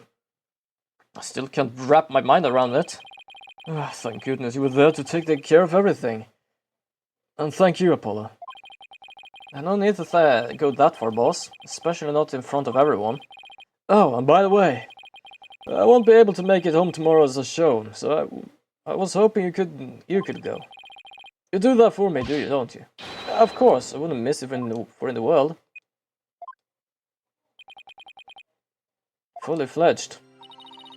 So Daddy asked you to come to tomorrow's show, huh? As my assistant, right? No, just asked me to go and cheer you on. Okay, then I'll be sure to save you the best seat in the house, Polly. The best seat in the house? I really appreciate the thought, but not on the stage. Good, then it's settled. I'm gonna be on a fucking show, aren't I? That's the best seat in the show. That's the best seat in the show, and I'm pretty certain about that. Oh, I should have known. Yep, the best seat is where the assistant is. That this was what she meant, yeah. Medical Trucy Wright will now perform her greatest illusion yet. Oh, good lord. I was gonna say that he's gonna be the stab victim. Yeah, he really is. There's no trick or gimmick here, ladies and gentlemen, just it's real magic. Wait a minute, you're kidding me, right? There is a trick or gimmick, right? I'm too young to die. Yep, the best seat of the show is right in the middle of the action. Yeah, exactly. Now then, Mr. Hat, you know what to do with that sword. No, wait, stop.